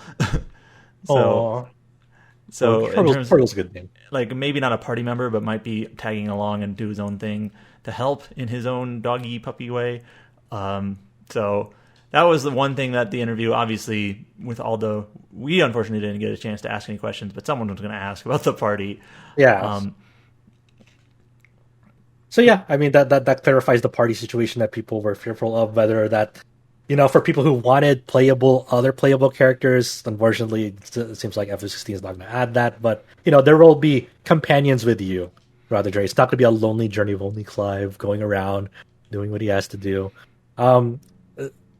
There's been, I think, the interesting thing that stuck out to me is like they gave context of like what the icons' roles are throughout the story, and it seems like they compared icons like the summons in this game, like the summon creatures, to like weapons of mass destruction, kind of like last resort like tools, or to be like if things have reached a breaking point, people will bring out the icon now. So they're like nukes. Yeah, essentially.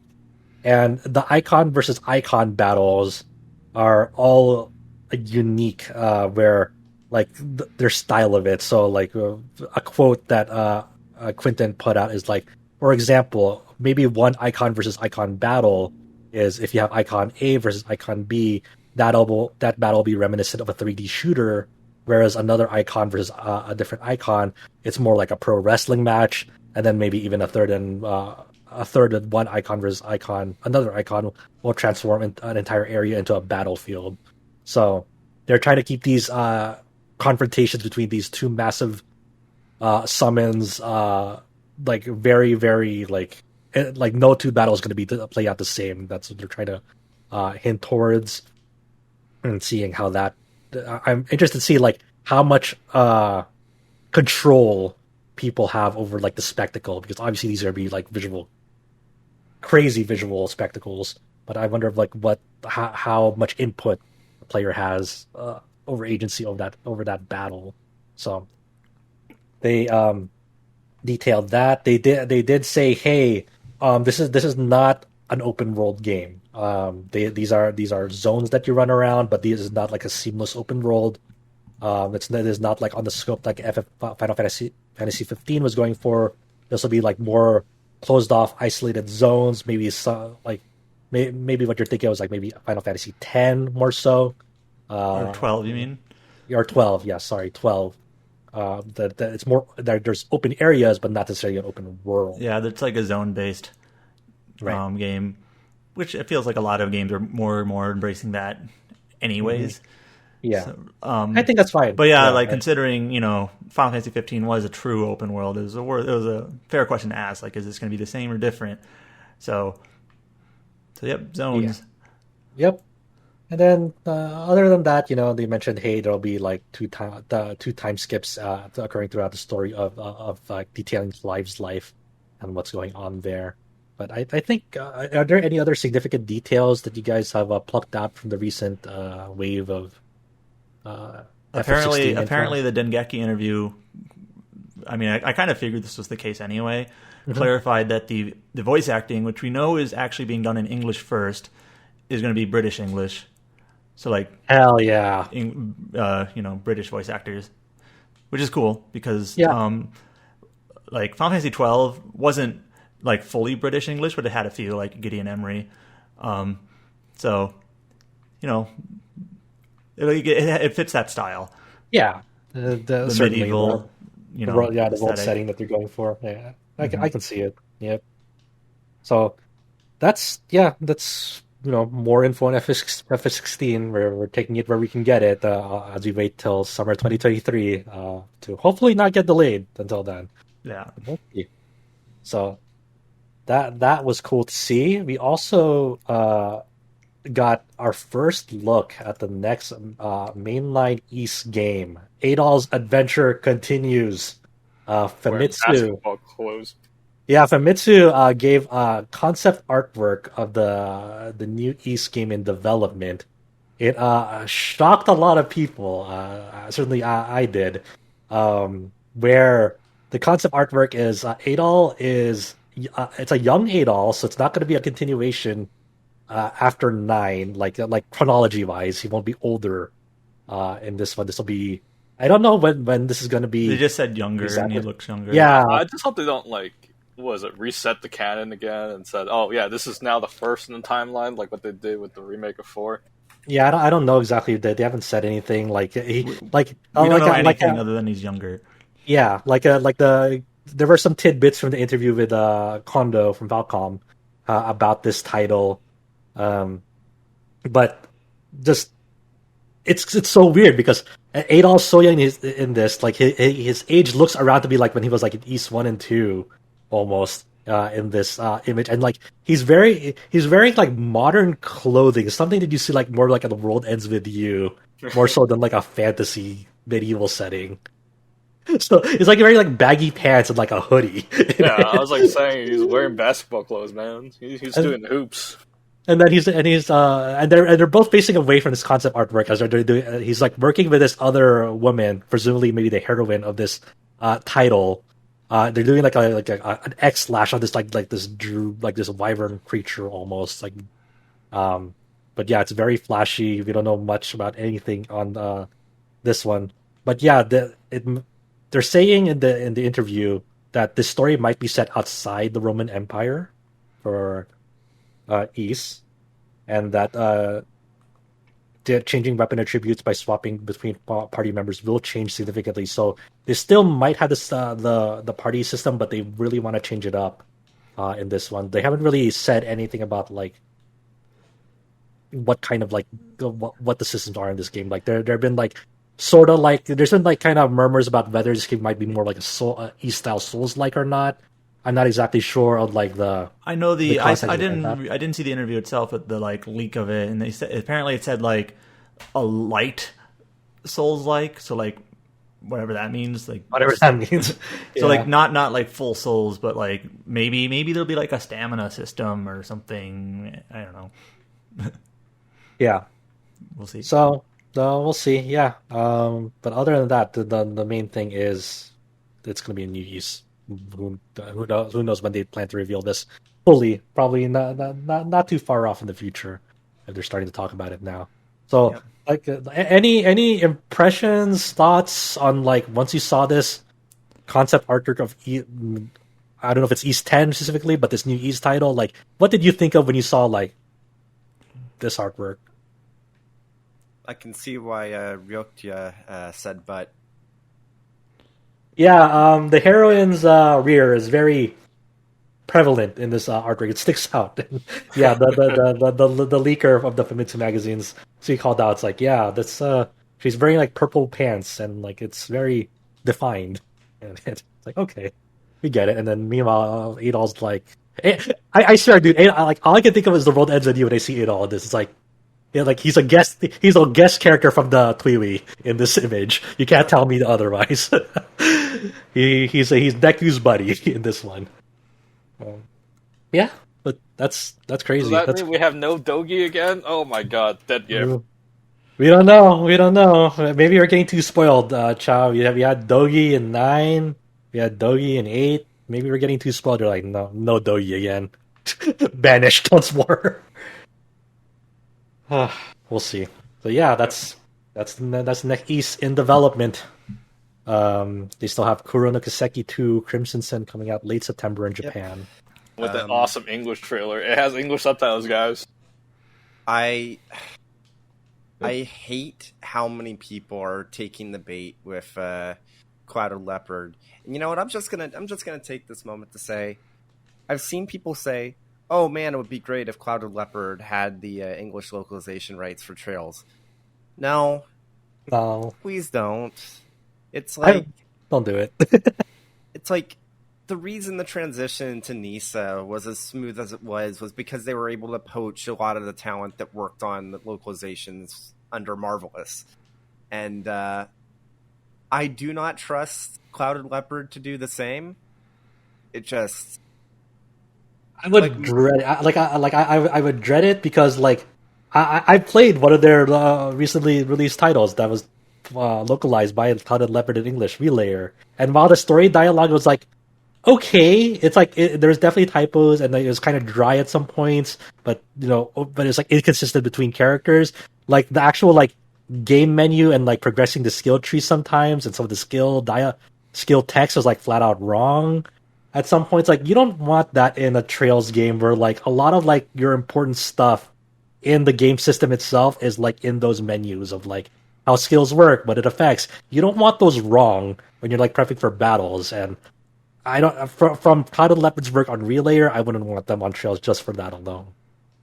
It's like I understand perfectly why people are frustrated about how long the wait is for like Falcom localizations. Like we're hearing about East now, and it's like it'll probably be out next year in Japan, and then it'll be out like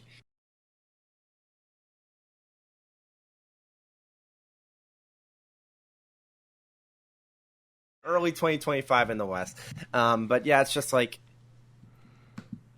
I understand the frustration, and I also understand that I'm talking from a privileged position here where I'm just going to be playing that game in Japanese anyways. But guys, you don't want this. Yeah. All right. That out of the way, we move on to on July 13th, Rune Factory 5 is getting a Steam release. I love how this leaked like 2 weeks earlier because the DLC listing, DLC listing on Steam. So we knew it was coming.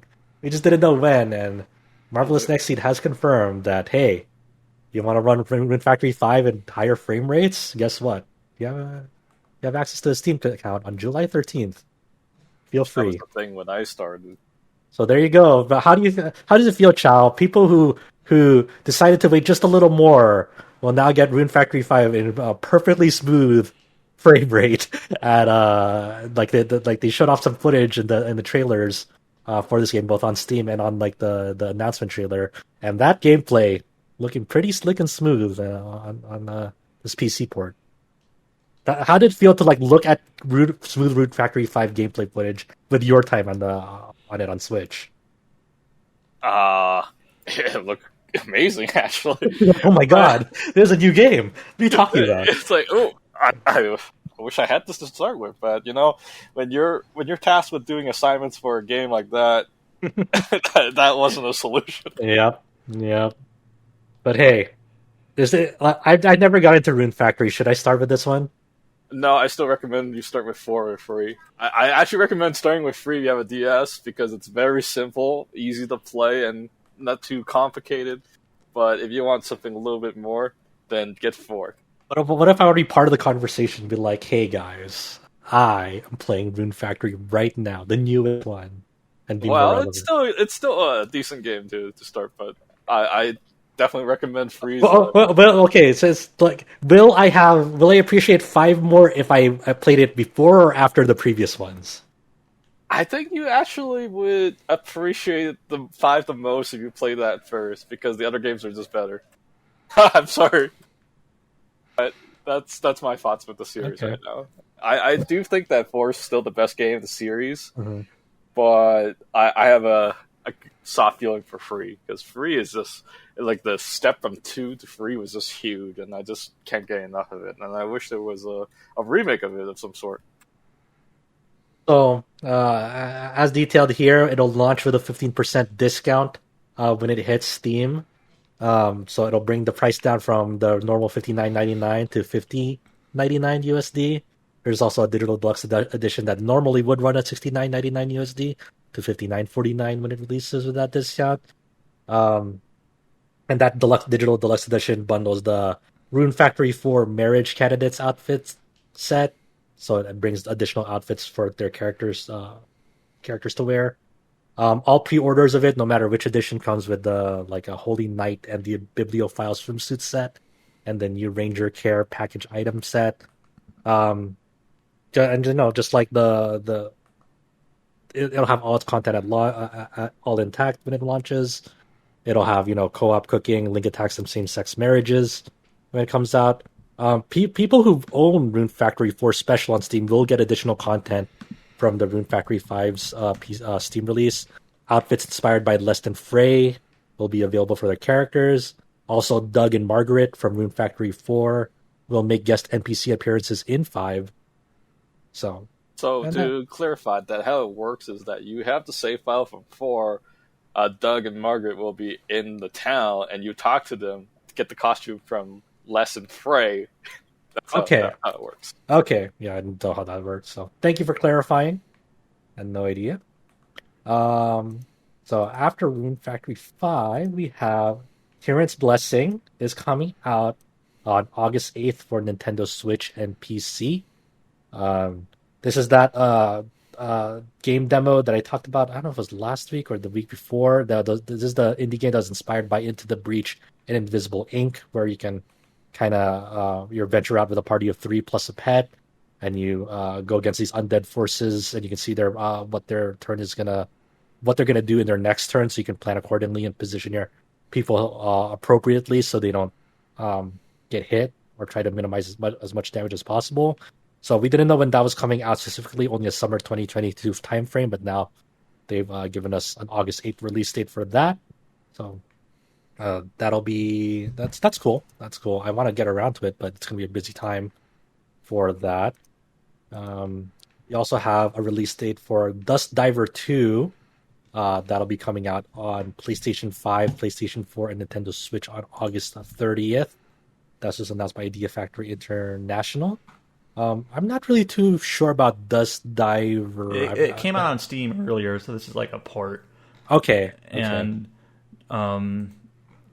this was by Taiwanese studio Wanin International. And then there'll be a limited edition available for pre-order. It comes with an art book, a 17-track OST, and some trading cards. If you were looking forward to this game, the wait's almost done. August 30th, just around the corner. So this one, Dragon Quest X Offline. This is set to release in Japan on September 15th. That's for PlayStation 5, PlayStation 4, Nintendo Switch, and PC. This has a Steam page, but no English. Yep. This is getting a Steam release, but only for Japan, region locked. Outside of Japan, there's no release date yet. This is the offline adaptation of the Dragon Quest X MMO. This is for people who don't want to play the MMO. This is kind of there's all like the chibi art style, right? Yep. For Dragon Quest X. This DLC expansion, is it for the MMO? No, there's an expansion for the offline version that's based off of like the version 2 stuff of the MMO. Oh, okay.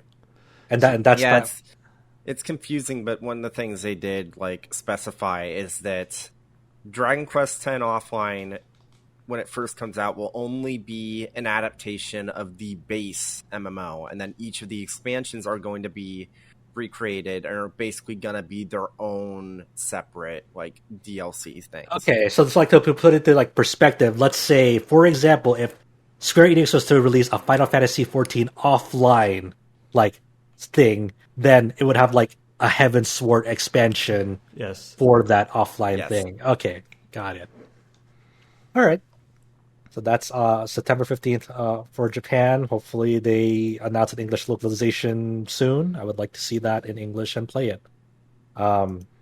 Next, we have a top-down action adventure RPG, Airoheart, that will be coming to PS5, PS4, Xbox Series, and Xbox One, Switch, and PC on September 30th. This is inspired by SNES era RPGs like A Link to the Past. Very much, is calling back to that style throughout the release date trailer, and they also gave a 30-minute demo gameplay of that back in May. I made sure to include that as well for people who wanted to check it out. This looks really charming. Retro RPG, indie RPG. You go around this open world, and then you go through dungeons, solve their puzzles there, and then you take control of this dude named Idleheart, and his brother is trying to unleash a diabolical plan to unleash an ancient evil. So, gotta stop him. His brother. You gotta stop him. Don't do that. That seems bad. So that'll be coming soon on September 30th. So this one I included, even though we didn't formally cover it on site, but I sourced Gematsu for this one. Um, they several Japanese outlets like 4Gamer published a new interview with Hidetaka Miyazaki, the president of FromSoftware. Just kind of checking on like what's next for FromSoftware after Elden Ring, and it's been a few months now since Elden Ring's release, and so what's next? And Miyazaki says that one of their unannounced titles is currently in its final stages. So who knows what that is? We don't know if it's like the next Armored Core or it's another one, a smaller scale one, that smaller scale title. We have no idea which project he is referring to, but that is in its final stages. So hopefully, we will know about it soon. And also that Miyazaki is, still continuing game development, still the plans to direct titles. There will be more updates coming to Elden Ring soon. He didn't specify exactly what kind of updates they are, whether it's like a new DLC or more like some smaller updates to fix up, like maybe the balance of the game. We don't know. He didn't specify. He was being very coy about the way he's answering these questions, but just saying, yeah, Miyazaki is going to continue game development. He has no plans to kind of exit at the moment. And yeah, that's what's going on with FromSoftware. Things are still happening at FromSoftware. Anything you guys want to see? Obviously, I want Armored Core back from FromSoftware, but what do you want to see FromSoftware work on next after Elden Ring? Tenchu? Tenchu? You want Tenchu back? Yeah. Do you think Sekiro was like? Do you want it to be the next Tenchu to be more like Sekiro, or would it be more like traditional Tenchu? Because Sekiro feels like one of those things like where it feels like it started life as a Tenchu title, and then it became Sekiro over time.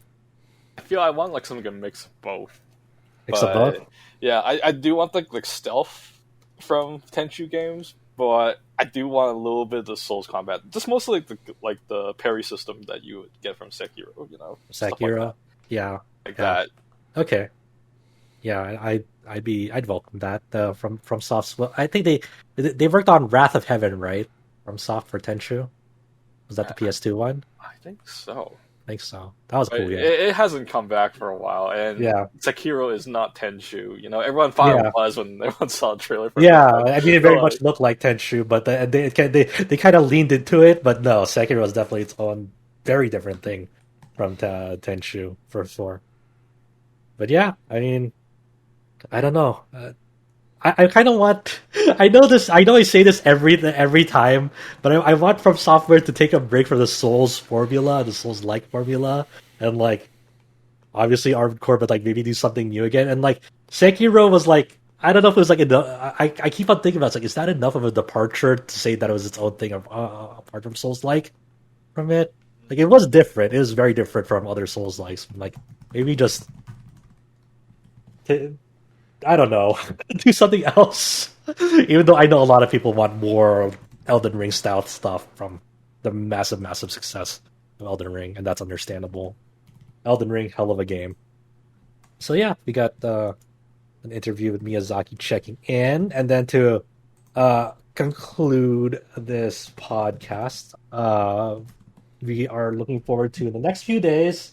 Adam, you're looking forward to this. I'm looking forward to this. What's happening in a few days, Adam? Star Ocean. The Square Enix is finally gonna fulfill their promise. After last month, they said there will be more Star Ocean: The Divine Force news in June. And, well, June is running out of days, so on June 29th, they are launching a live stream for a Star Ocean program focusing on Star Ocean: The Divine Force. This Star Ocean program was usually for Star Ocean Anamnesis, the mobile game. That game has shut down, so they're like, okay, well, I guess this program's kind of, you don't need it right now. But now it is coming back to deliver the goods on Star Ocean: The Divine Force. And it's actually called Star Ocean 6, The Divine Force in Japan. Just got rid of the 6 in the Western title. They So probably figure they've missed out too many games, so just get rid of the numbers. Do you need to play Star Ocean 5 to understand Star Ocean 6? it's okay. I don't think it's okay. I think everyone will be fine. So yeah, we'll get new information there. They'll have the voice actor for Raymond there, and they're gonna show off a lot of new game footage and details of new game systems. You haven't really gotten anything out of this game since its initial announcement. When was that? Like last August? It's almost been Yeah. a year. Yeah, it's been a while. So I'm excited. I'm excited. So obviously next week on next week's Tetracast we'll deliver the goods on what they announced there for Star Ocean: The Divine Force. So until then, that wraps up what we say today on the Tetracast. Breaking news. My my Kondo interview is now up. Oh, okay. Anything you want to share from that Kondo interview? You interviewed Toshihiro Kondo, the president of Falcom. We just mentioned that he had an interview for the New East on Famitsu. So what did you ask him about on the site, for the site? Well, it was the PR was supposed to be more specifically focused on Trails from Zero, since that's coming out in a few months. So I did try and limit my questions to be around that game. I did manage to get a question or two in, which was like, is there any other games you're looking to re-release besides the Crossbell duology and stuff about ports? Because I noted it's interesting that Nayuta is being developed for Switch in-house. It's like, are you, if that is successful, are you guys looking to expand like in-house development outside of just like PlayStation and Switch, maybe back to PC or maybe elsewhere, that sort of thing? Some interesting questions in there. There is a few questions though where it's like, man, it kind of sucks that this was only through email, because I asked him, when I was going through Cold Steel 3 and 4 and then like Reverie in Japanese, I was kind of shocked by how much of Crossbell had been remade in 3D. And I asked him, was there ever any like consideration for doing remakes of Crossbell instead of remasters? Because it stood out to me that so much of it had already been like remade. And he didn't quite understand the question. He's like, "Oh, I'm guessing you're asking that because you wanted a full remake." It's like, no, it's not necessarily, because I was legitimately curious. Yeah. It's tough, like doing email interviews. Especially like it's very slowly but surely. That things are starting to open up very gradually, but it's still it's still not exactly safe to go back to normal yet, I believe. Yeah. But but hopefully at a future event, maybe if E3 is back, or maybe if they visit Anime Expo again, but we can interview him again in person. Maybe next year. Yeah, hopefully. Yeah, we'll see. I'm glad I'm not going to Anime Expo this year with the way cases are going in LA County at the moment. Yeah, COVID case is not great. Even though they're going to have One Piece Odyssey playable at Anime Expo this year. Yep. But we won't be there, unfortunately, but we'll make sure to try and see if there's any news that comes out of that. There'll be panels from some publishers there, primarily focused on RPGs. So we'll see what happens. That'll be coming up very soon, in a few weeks. But yeah, thank you for that interview with Kondo and some insightful responses from him, and especially like mentioning Kuro and one of his responses. Yeah, I just love how it's like he does. I didn't even bring it up. He just says, "Oh yeah, well, obviously one of the reasons we wanted to make sure that Crossbell gets localized is that it's an important piece of the puzzle when it comes to Kuro." And it's like, dude, you don't know how many people you're going to piss off with that. Well, that's how it is. So, once again, thank you for listening to the Tetracast. You can find us on rpgsite.net. You can find us on Twitter at rpgsite. You can find us on Facebook through rpgsite.net, on YouTube via rpgsite.net. You can find us on iTunes, Spotify, your favorite podcast app. You can join us on Discord. Over on our front page, we have a Discord button that you can click on to join our Discord. Things are always popping on the Discord. Everyone's always having fun, keeping it friendly. So, yeah, as we're all just trying to get through the summer heat over here, over in America. Obviously, America has been very hot in America, both physically and for other matters in America. So, stay safe, look out for your loved ones, look out for yourself, and just gotta tough it out. It's been a very heavy time recently in America, and not just for America, just for other places in the world as well. So just stay safe and be kind to one another and be empathetic. But yeah, thank you for joining us on the Tetracast. Thank you, Adam. Thank you, James. Thank you, Chow, for joining me. And you can find us next time over at RPG site Tetracast. Thank you, everyone.